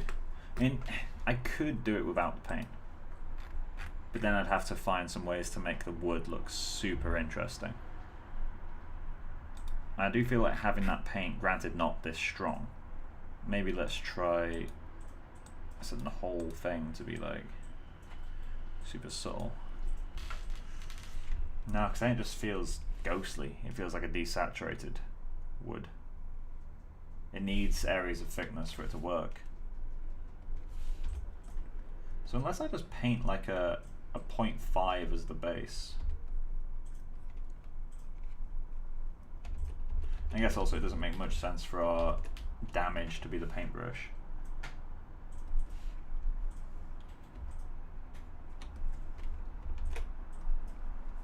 But that can be a more convincing damage. Let's just change our flow.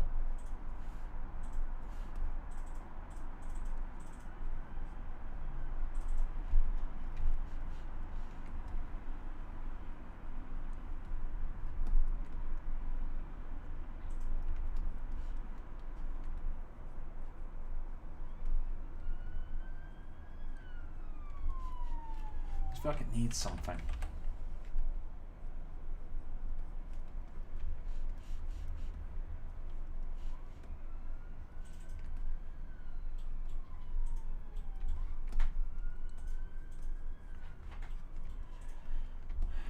Maybe let's try. How did they do Pinocchio?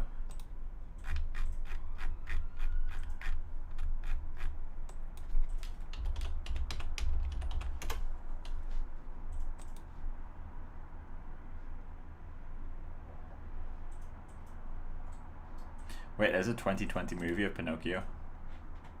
Oh no. Oh no. Becca, have you seen the 2020 Pinocchio? Yeah, it's a bit terrifying. Yeah, I hope this isn't real. No, it is. This is real? Yeah. It's kind of, it looks cool though in the trailer. I've seen parts. Yeah, I mean, it's technically It's really the real nicely story. done. Like, it's the real story, so it's gonna be fucking terrifying. Yeah, on a technical level, it's done really well. I love the way they've done the ear, but the real eyes, like, that's a really questionable choice for me. Granted, the artists don't make the decisions, so.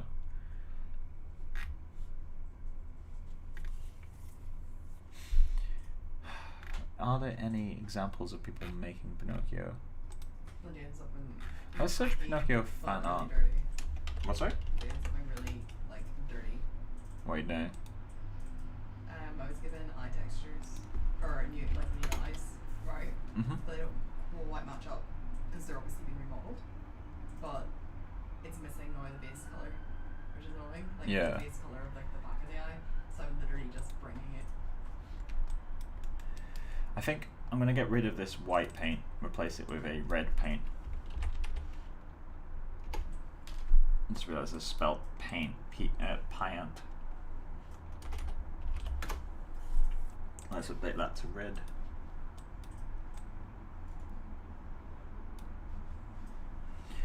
And let's just replace the mask for now. Let's remove that effect. Add paint. Let's see if this works. Why is that jitter so massive? Jesus. So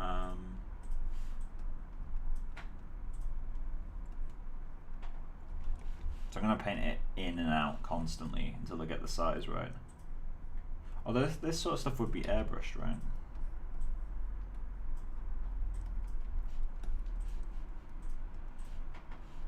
So I really want to not push it into that kind of anime territory. Like, it needs to feel painted.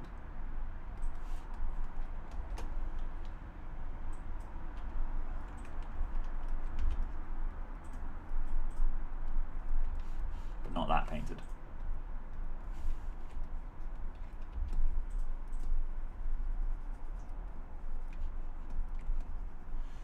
I'm going to intentionally not erase it fully every time I do it, and just see if that adds an effect that I like.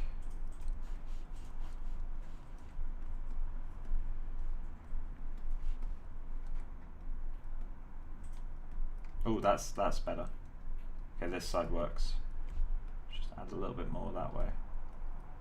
No, that side doesn't work. Okay, it's going to be really difficult to get this right.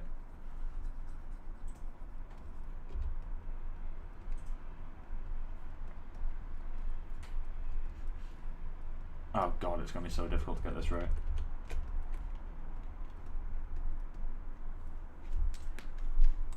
Oh, 2 people have dropped by and add likes. That's nice, thank you. I use these likes to feed my family.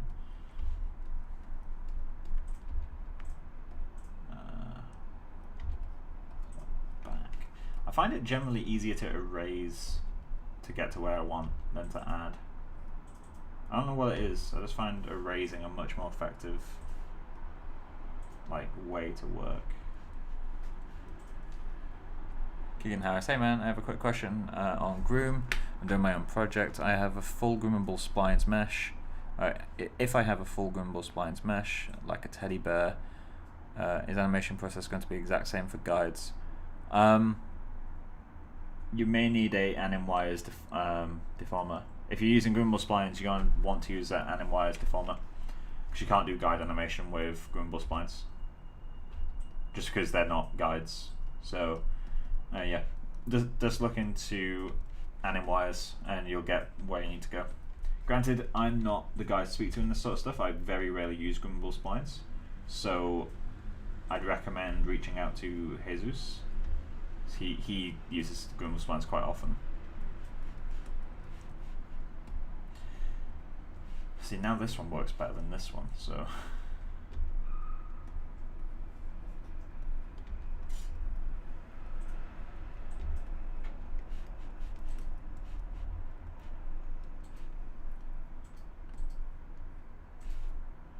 Let's just change the opacity of that.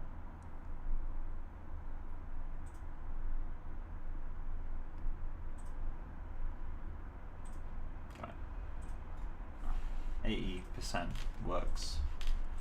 But does that work on a character? I don't think so. Let's try a more desaturated color. With darker value. I think he feels too dirty for that to work. So I'm going to need to reduce the amount of variation on the wood.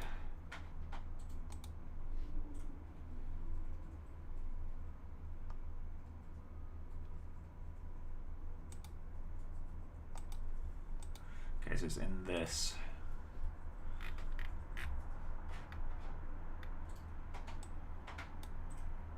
That was set to 1.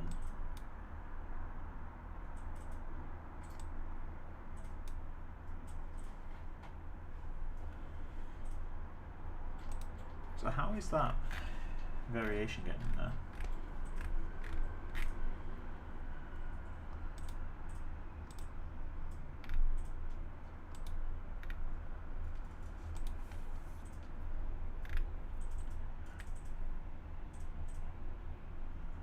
.55. Yes, that's just spec. So I'm going to need to reduce the contrast of this with the levels, right? So let's add a filter layer, or add levels. That'll work just fine. Let's boost the lows, decrease the highs. Let's actually not do it like that. Let's do it like...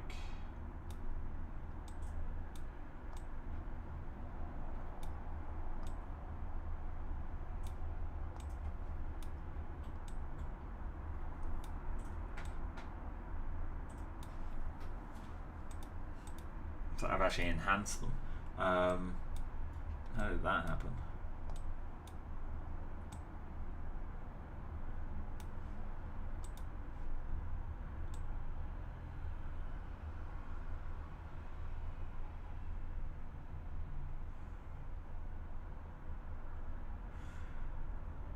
Is there a ramp-based level thing? Because I'm a lot better with those. Add filter. Wait, there's a contrast filter, isn't there? Let's just add it to the color. I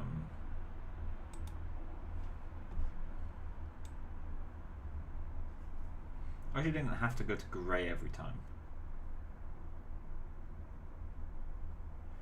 I guess then the easiest way for me to remove that is just add a color layer directly above it, which is the same color as the actual wood base.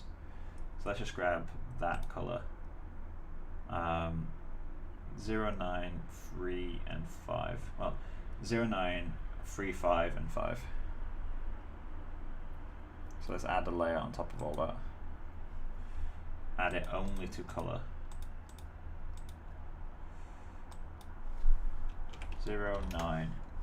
No. Oh wait, because saturation's down. 0, 9. No? Come on. Let me type something. There we go. That needs to be down to 3, 5.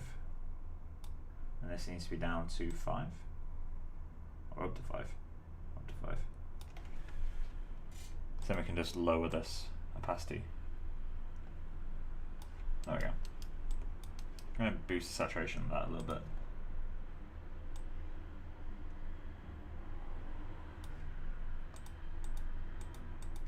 There we go. Although I'm really not convinced that the paint is working.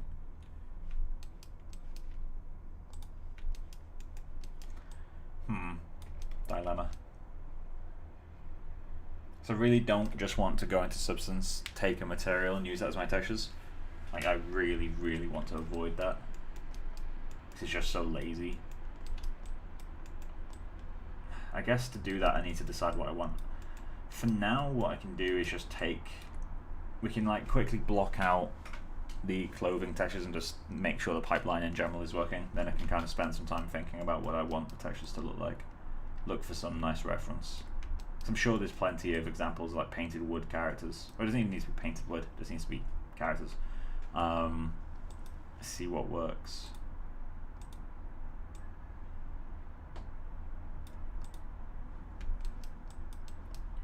So I guess for now, what we can do is start picking apart layers, right? So let's go create we got a clothing fill, which is a generic thing. This one can be for the shirt, which is going to get everything else in it. So I need to paint a mask for this, but that will do for now. Call this shirt fill. And we're going to need to add a black mask to that, and create a paint node. Go to UVs, and let's go up to this brush.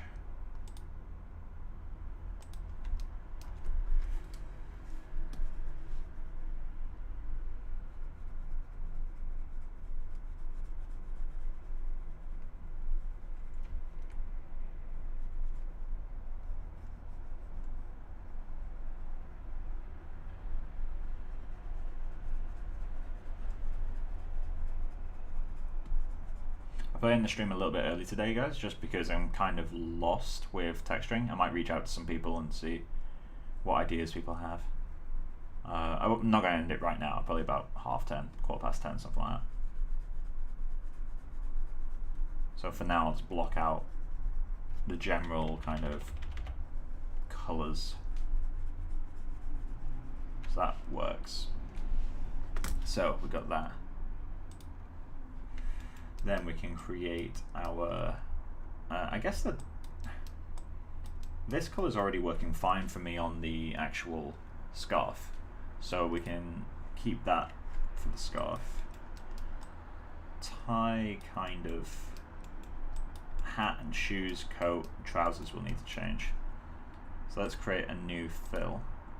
This one can be just for the coat. And let's just kind of see what works. At some point we'll need to mask the buttons, which is going to be great fun. So let's see what works.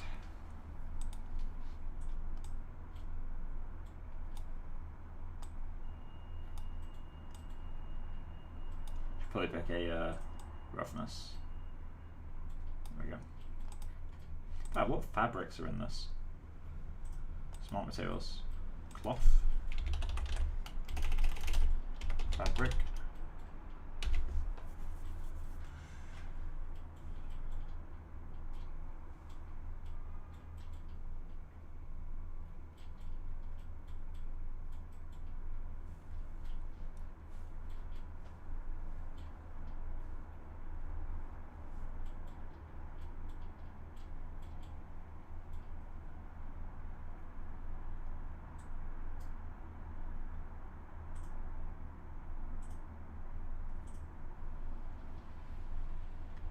Let's try this.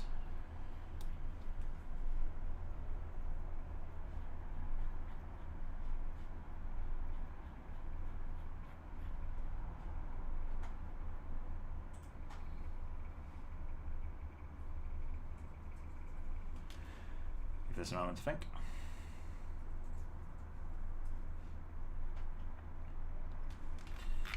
Well, it's interesting.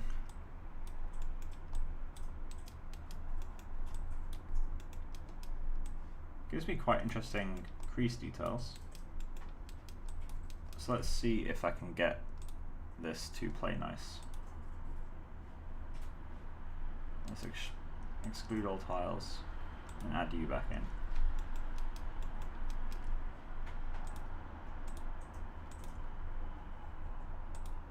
The infinitely disliked sharpen, which everything gets, and I don't like it like at all. So let's remove you. Dust. Not doing a huge amount, so we can keep you. Folds, definitely want that. Oh, edges folds. So there's two different types of folds. I keep all those. Fibers. Leave that out for now. Pattern, color adjustment.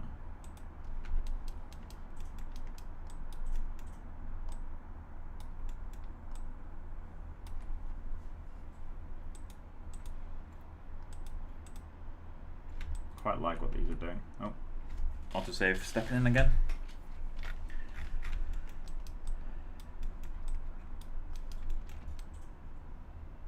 Obviously got to be changing the color. Don't worry about that. So don't want fibers, do we? Fibers kind of looks interesting. It'd be laid on top of whatever I do.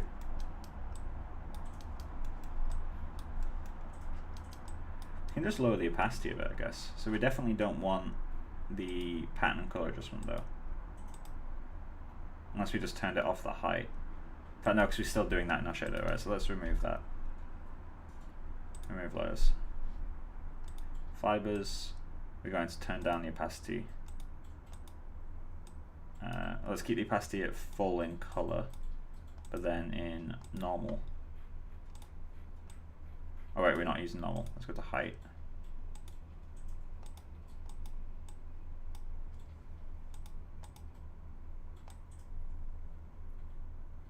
Keep that really subtle.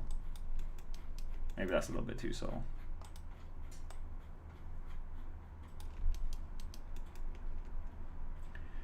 Base color we need to change. And delete you as well.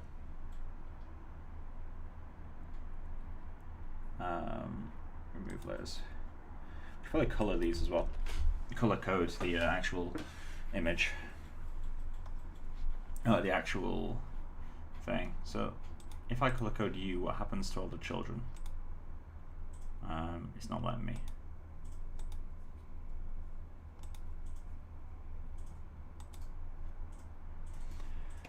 So what if I select all of these?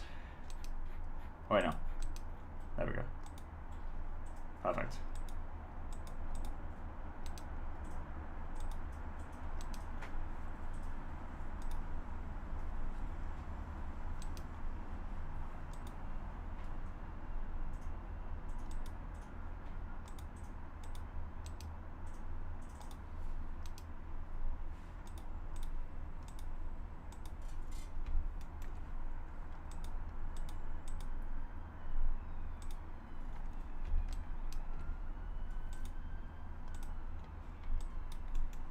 So this base color needs to change. Base col.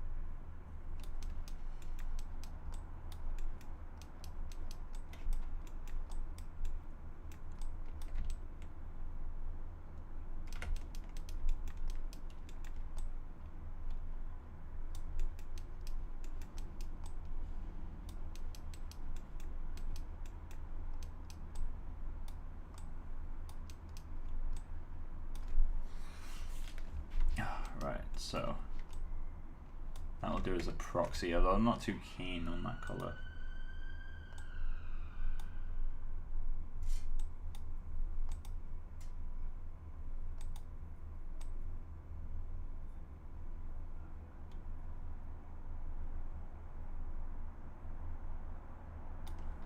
That feels a bit better. The other one was a bit too like vomit green. Right, so we got that. This can be coat map clothing. Let's call these groups.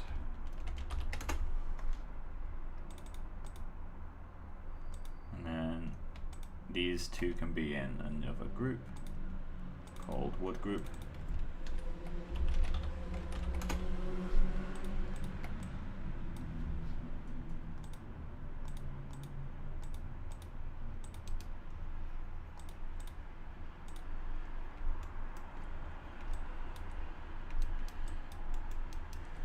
Cool, let's create another filler. Kind of want to try throwing one of these materials on this guy. So let's create a folder, shirt, mat. Let's copy this mask, apply it to you. Where is it?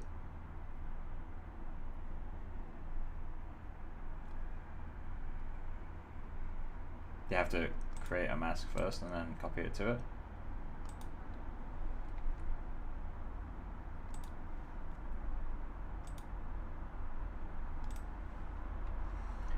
Let's throw you back on there.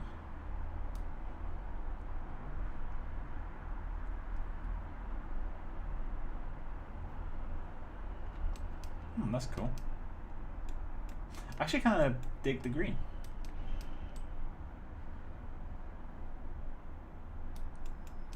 The overall color scheme doesn't work, so I'm going to switch it to white, but it's interesting that that's kind of that. Yeah, I'll keep that there. Keep that name like that. I can delete you now.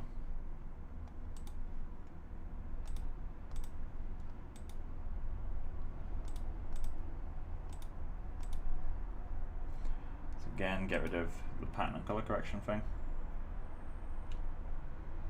And then remove that layer, go to our base, set you.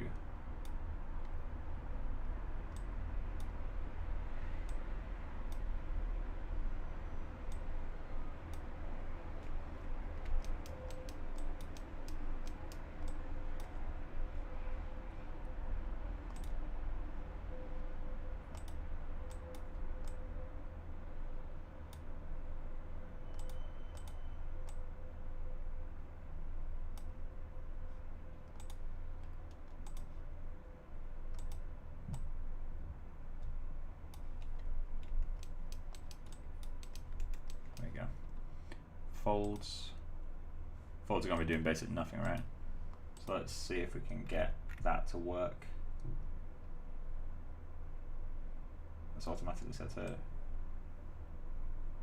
nice.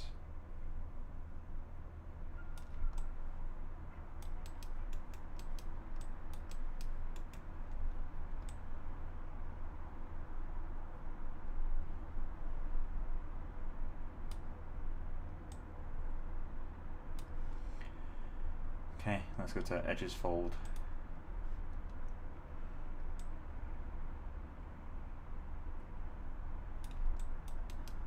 Obviously we need to change the strength of that. Just go back into height.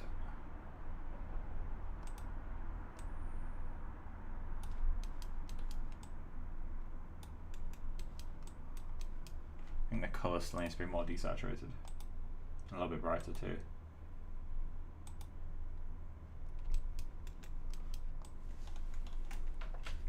I think the coat should go back to being desaturated too. Like completely desaturated.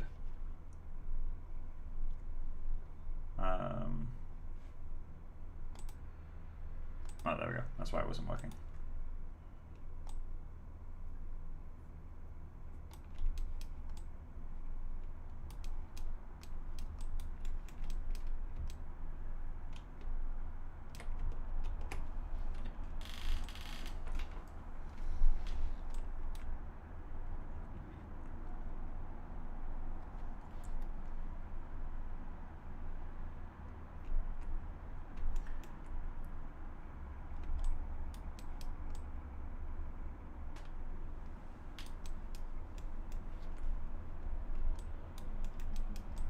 Okay, so now we should do the hat. So let's just create a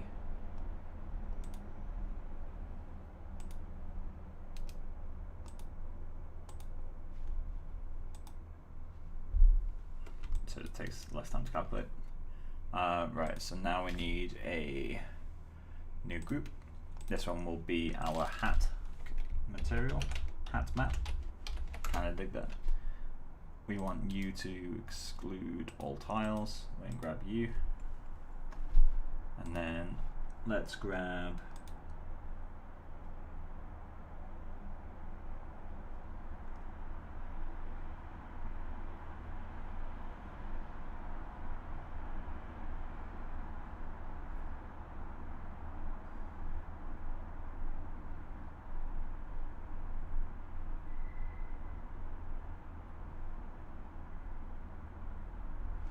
should replace the shirt with the linen. For now, let's drag the burlap in there.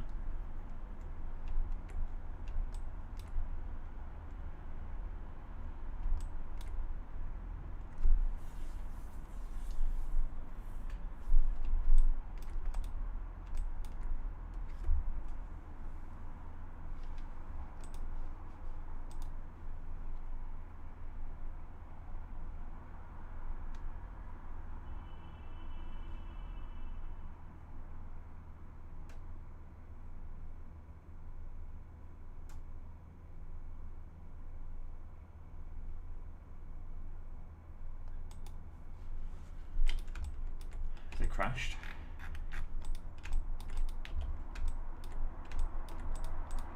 My camera's locked. Let's save it soon.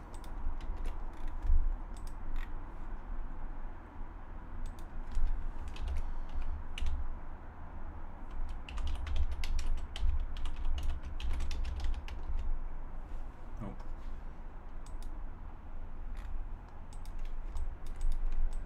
People, it's completely locked.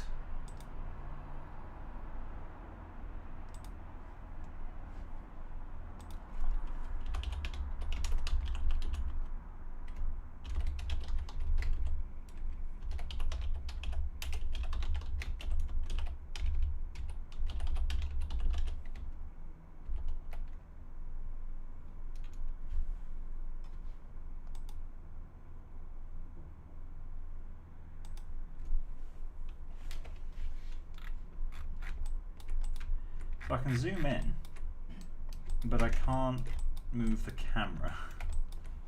Can I still change stuff? I can. Viewport, show entire mesh. Help. That's not gonna have anything. Window views. Viewport should be one of these.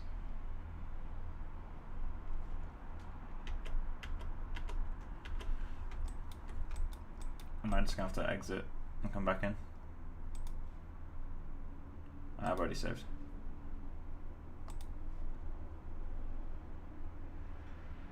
$2 gigs? Really? No, one of the things I don't like about Substance. Alright, so let's delete these two.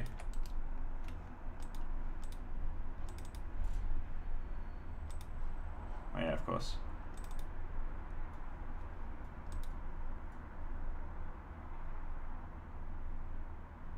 Oh my god.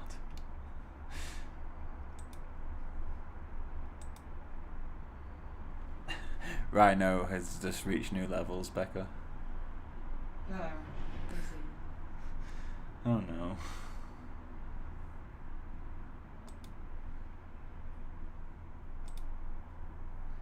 StickyMonsters. Scenes. Texturing. Substance files. Open you up.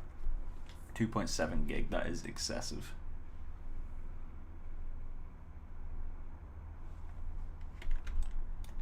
This is generating nice and quick. Right, so what was I doing? Oh yeah, the hat. I decided to burlap. That does not look great, but it's not bad either. So we're making progress. Okay, do I like that or not? That's just kind of like crinkling, that's fine. Edges, keep that in. Surface details, like that. Surface details 1. So that's kind of a large breakup, I like that. Pattern, that's the one I always want to get rid of, so that's good to get rid of. And for now I'll keep it hidden just in case I want it later. And we should... surface details. Alright, so...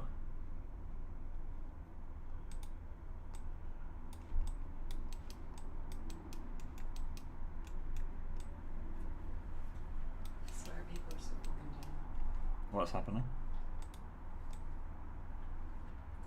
No, one of our like local MPs. Be aware that I'm streaming, just in case. Yeah, okay, cool. No, one of our like local MPs at home, like she dressed up as Mr. T. Oh, that thing, yeah.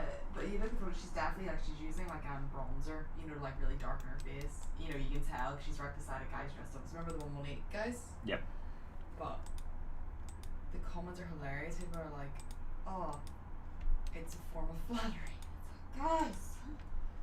Yeah, people are dumb. It's like, oh, do I have to apologize to the Hulk if I paint my face green? It's like, guys. Yeah, some people just don't get it. Your racism showing. This isn't moving.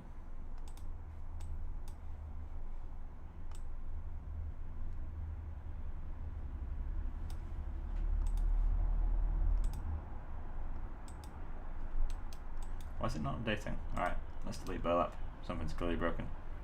Remove. We'll ignore that for a little while. Let's just quickly replace the shirt material, because that other material we found looks more promising.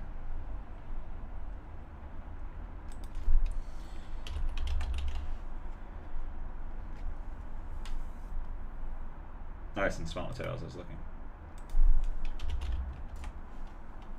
Fabric, name is linen. Is it linen 1? I guess we'll go with linen 1.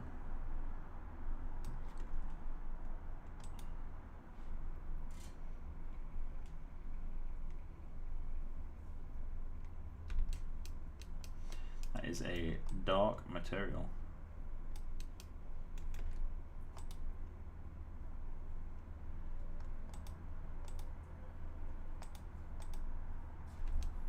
Oh, that's a cool feature.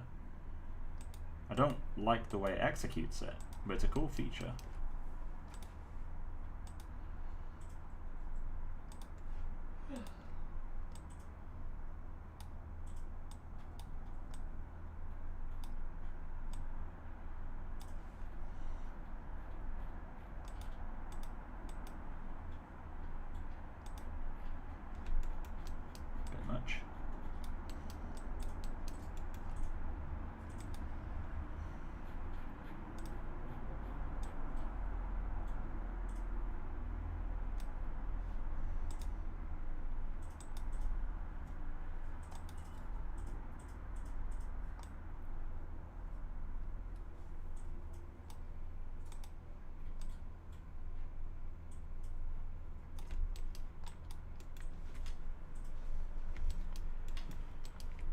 I should change the size of that.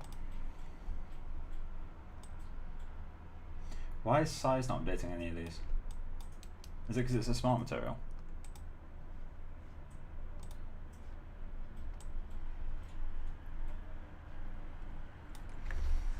Do I just need to make these myself? Is that what it comes down to?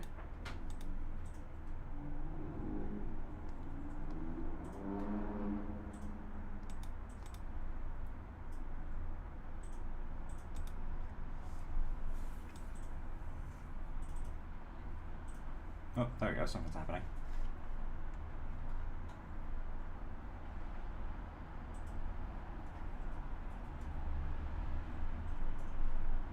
It's so sensitive.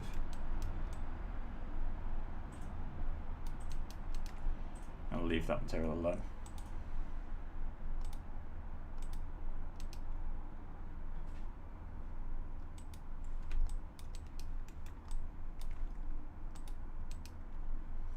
Move those. Well, today's stream has been a bit of a misery, but oh well.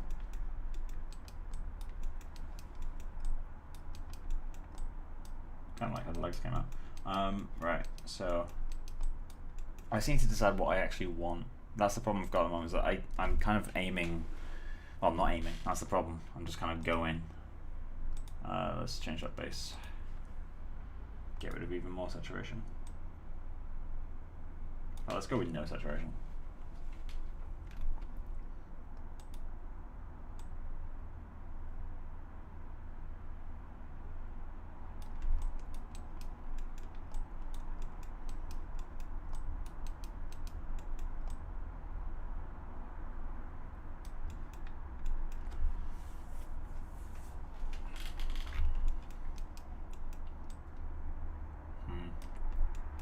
This is what we're doing, concepts that are really vague, is like they give you freedom but they also don't give you direction, which makes them pretty tricky to get right.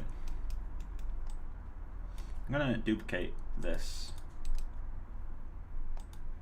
and I'm going to give this one a different mask. This one's going to be a new hat mat. Remove layers. Change it to a different color. Let's exclude all tiles and then add this one.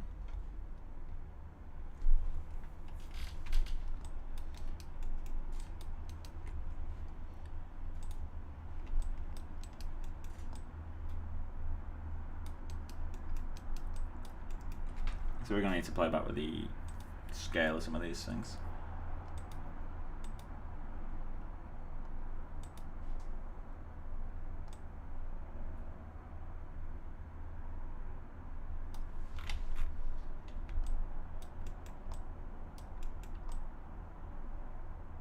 That is way too strong.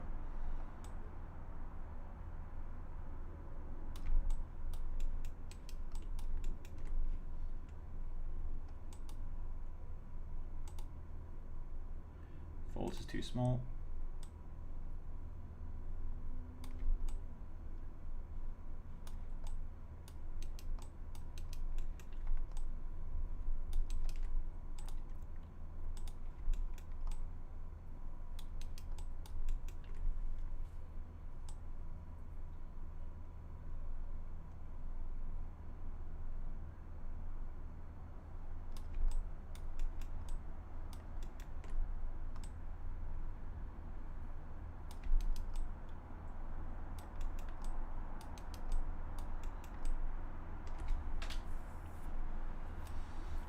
Right, so let's adjust that one again. Set U to UV projection.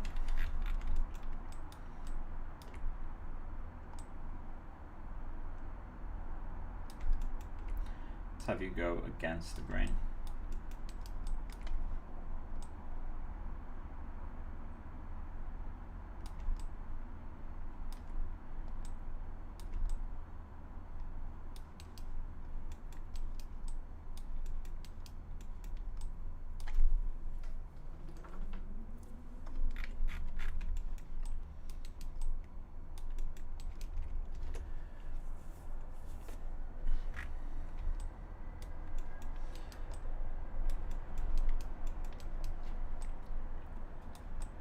yeah, overall not terribly happy with the textures, but it gives us a chance to test the pipeline.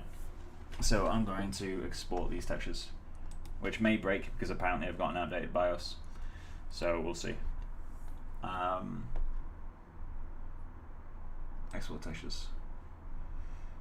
We'll go with the Arnold AI standard. We're going to export to TIFF.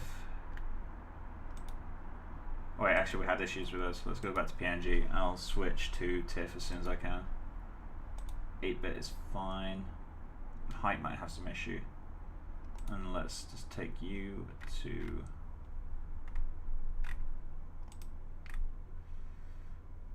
substance files.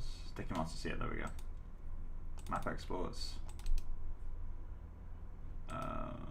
Everything can just go here, I guess. And then what's the template?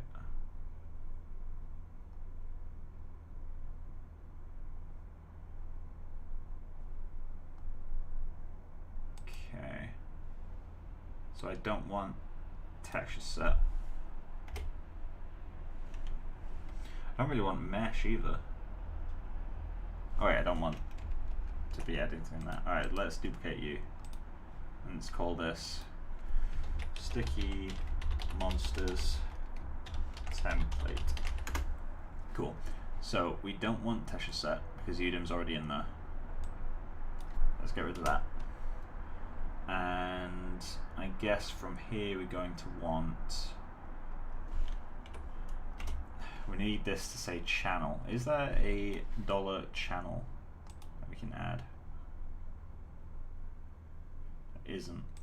So what I can do then is just copy this.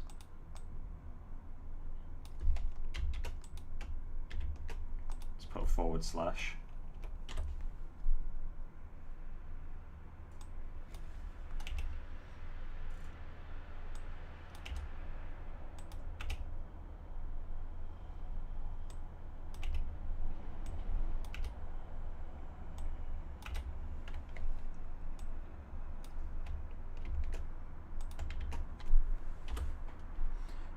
I hope this works. It'd be cool if it does. Oh.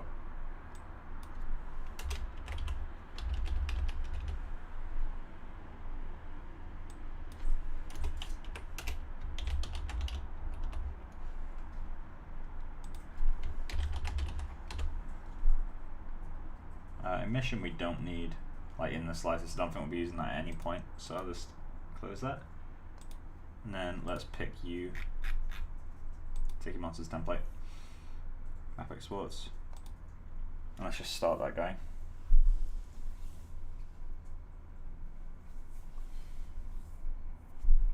And while that goes, let's check our, oh it is, cool, it's working, perfect.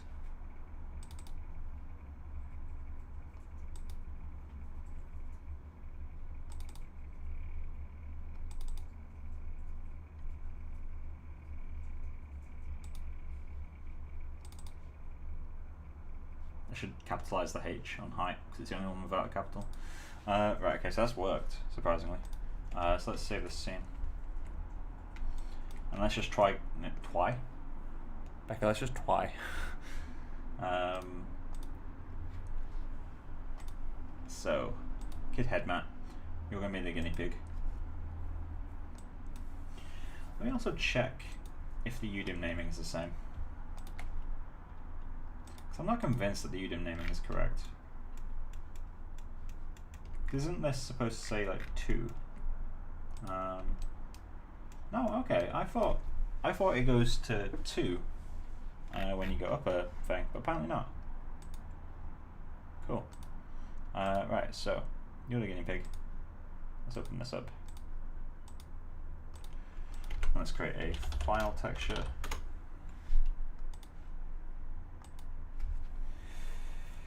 Then we don't want source images, we want StickyMonsters, scenes, texturing, map exports, base color, and just grab U for now. So UV tiling to UDIM. That's automatically detected it, that's great. And this is a sRGB color, so that's fine. Let's create another file node. Go to pretty much the same place. Go up by 1, go to roughness, grab U. And this one will need to be set to raw because it's data. And then let's just grab U. Let's spec roughness, there it is. And for now, we'll give that a go on its own. So I'm expecting this to not work, to be honest.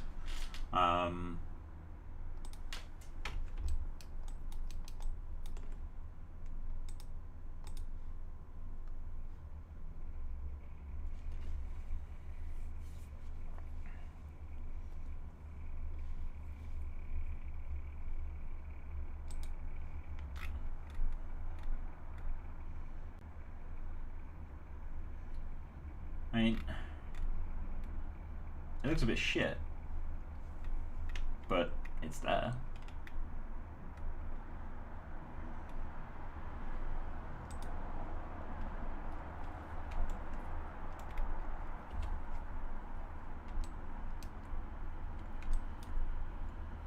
Not convinced the spec's working correctly.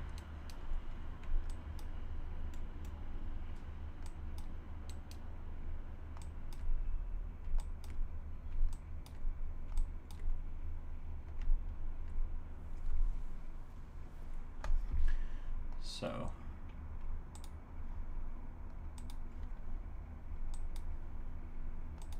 I'm guessing if I set this to raw, it's going to look bad.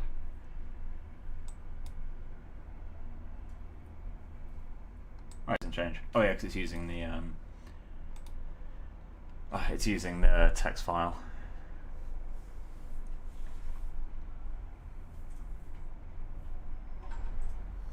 Cool. Well, technically it's working. Let's get the other things in there. So file.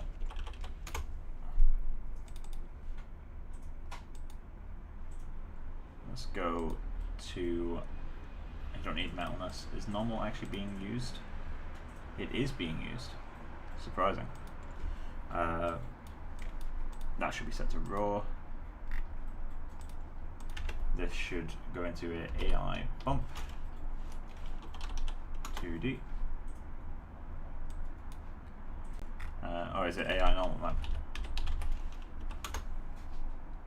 I was thinking of Redshift.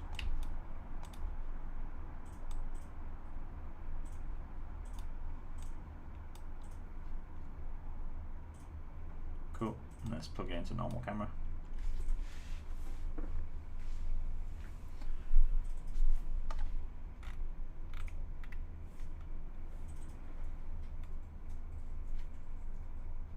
So what happens if I just disconnect this?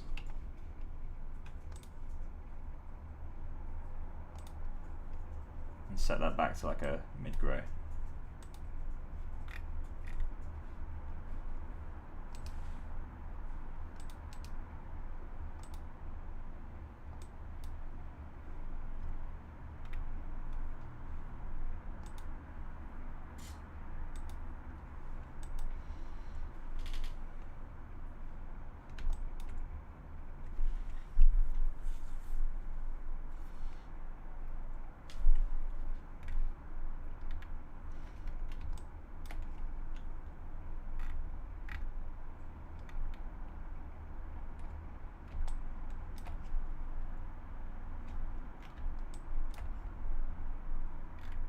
It has more interest to it now.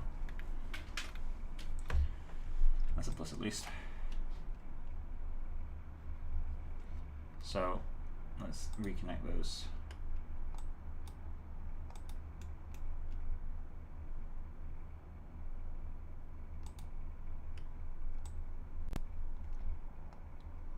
Should get some AOVs, that will help. Right, so let's get a diffuse. Let's get the specular. Subsurface will be helpful later. Transmission will be helpful at some point. Volume, don't care. Crypto, don't care yet. I guess having normal will help. CPU time, sure, why not? That will help as well.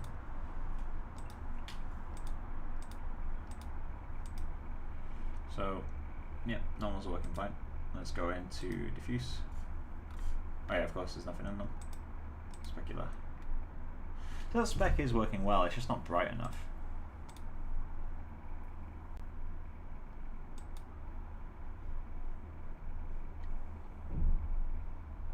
Oh, I guess that could be one of the issues actually, because it expects white, doesn't it? Oh no, it doesn't. That's just down to how you set it up.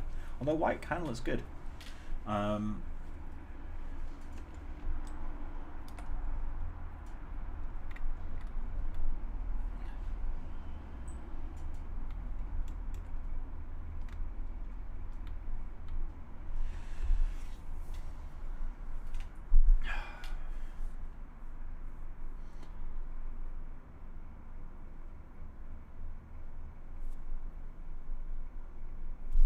Kind of like it. I feel like just the diffuse is going to have to be a lot more artistic. Like a lot more. This I find actually quite satisfying to look at. How about the hands? How are they doing? Oh yeah, the hands don't have the material on them yet.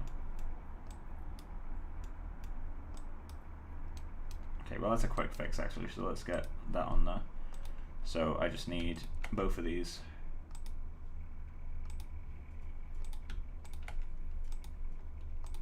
Then all I'm gonna do is grab this, plug that into there, grab this, plug that, oh no, grab this, plug that into, where are you? Spec ref.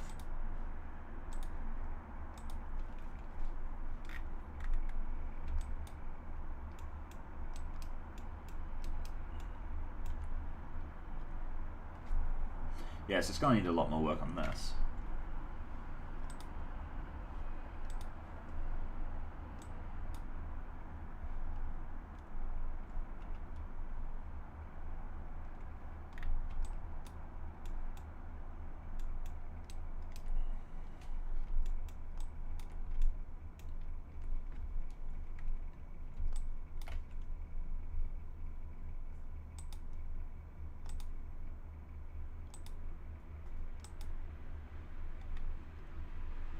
Yeah, not too keen on that. Granted, it looks like it's probably broken. Let's delete that for now. And roughness, I'll set that back to like 0.6, I imagine, as being the base. It's about there. So I guess while we're in this area, we should probably fix the displacement on the coat, because it inflates at the moment. It inflates quite a lot too. Right, close up it looks pretty bad. So I'm not too worried about how it looks close up, just because I have massively kind of limited the subdivision. Like, it really doesn't have that much to play with. But let's go into that displacement.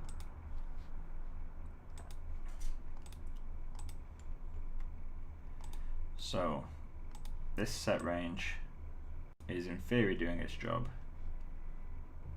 So I just need an overall multiply, right? Let's just turn all this off for now.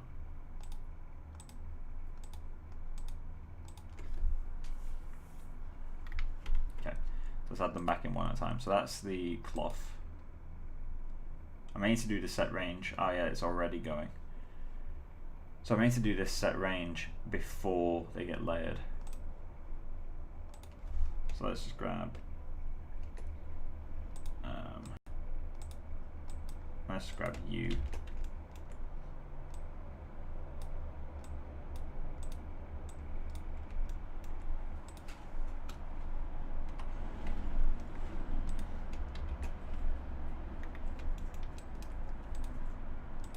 Edit, duplicate.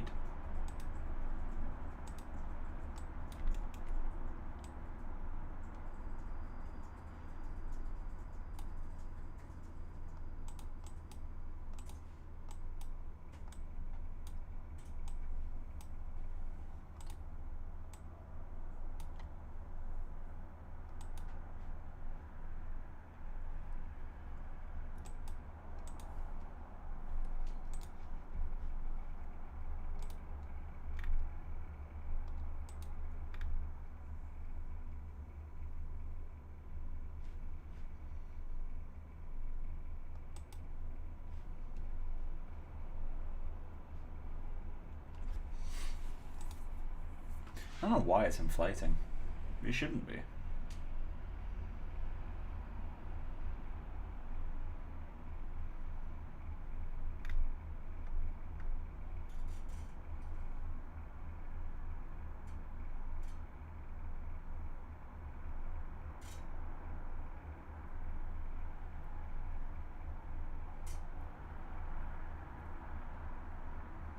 It'd be interesting to take like a levels node and just throw these maps in and see what they do. Like see where the midpoint is.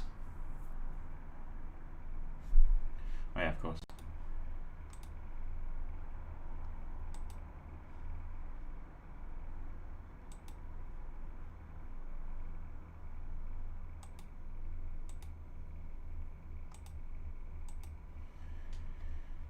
So, it doesn't look like it's inflating as bad now. Still inflating. It is still inflating pretty badly, actually.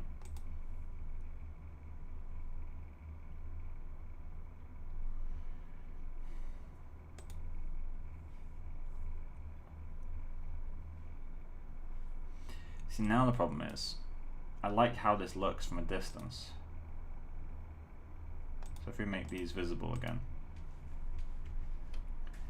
and kill this,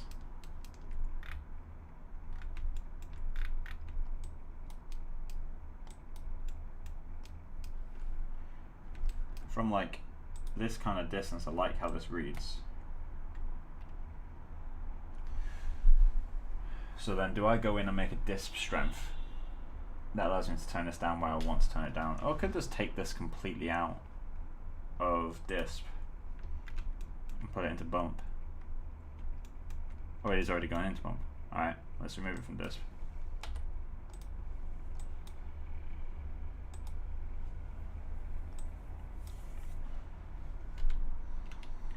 That's one less layer to worry about.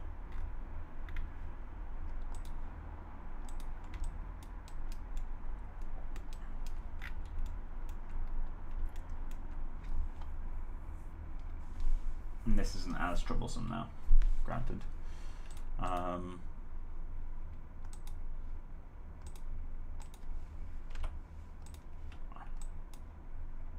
Bump height is set to 0, so let's increase that.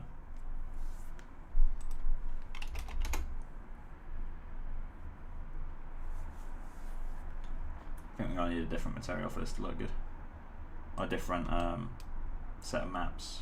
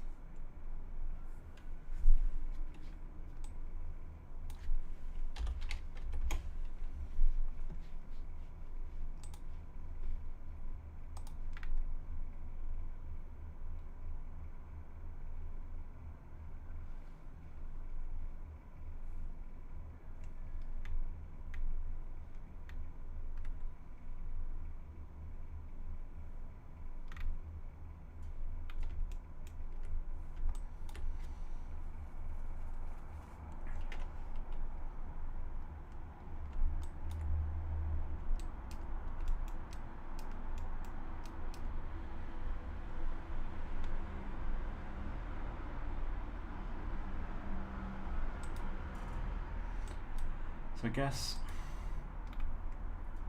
what I can do to get a bit grim is just offset it more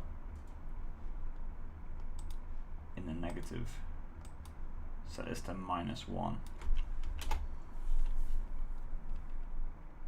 which will slightly deflate the whole thing. A lot more subtle than I expected though. -2.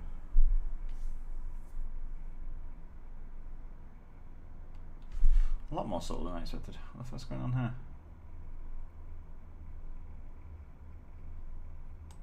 Oh, wait. I'm being an idiot.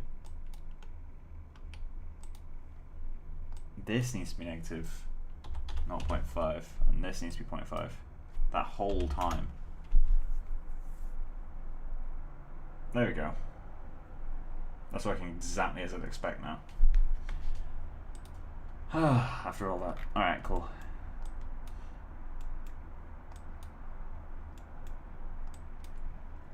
So I need to do the same for this guy.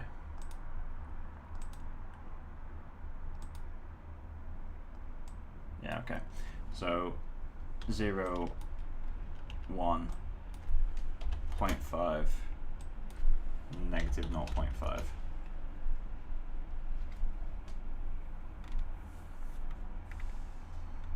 That disc just got a lot more appealing. Funny how that works. A lot more appealing actually, Jesus. Okay, so now I can add that disc back in, I guess.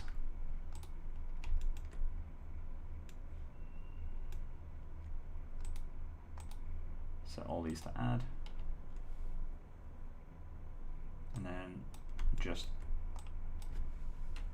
delete the bump.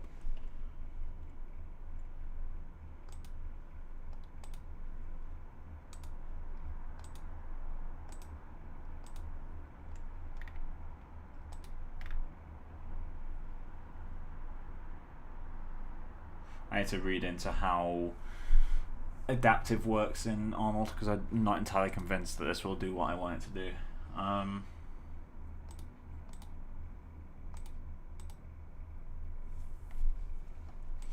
This should be 5 though.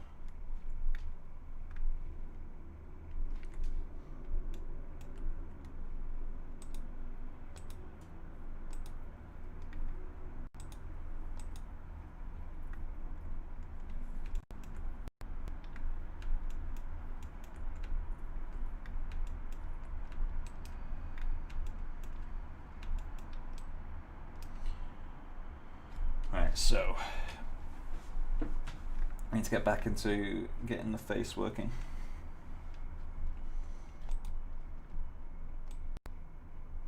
Let's delete that for now.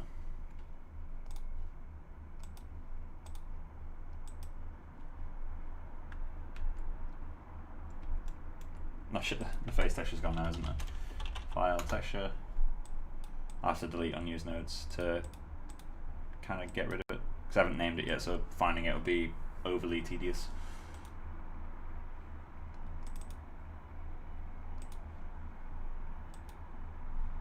So, set U to UDIM again. You need to be sRGB. Just plug it into base color.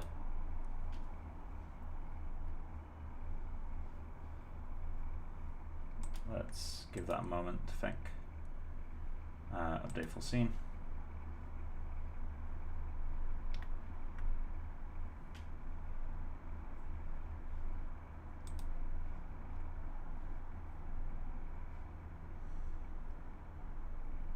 There we go.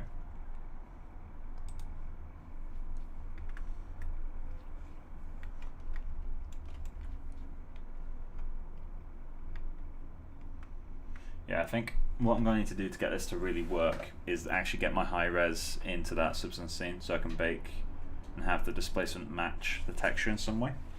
I like the way we get in the spec though. The spec's working quite nicely now.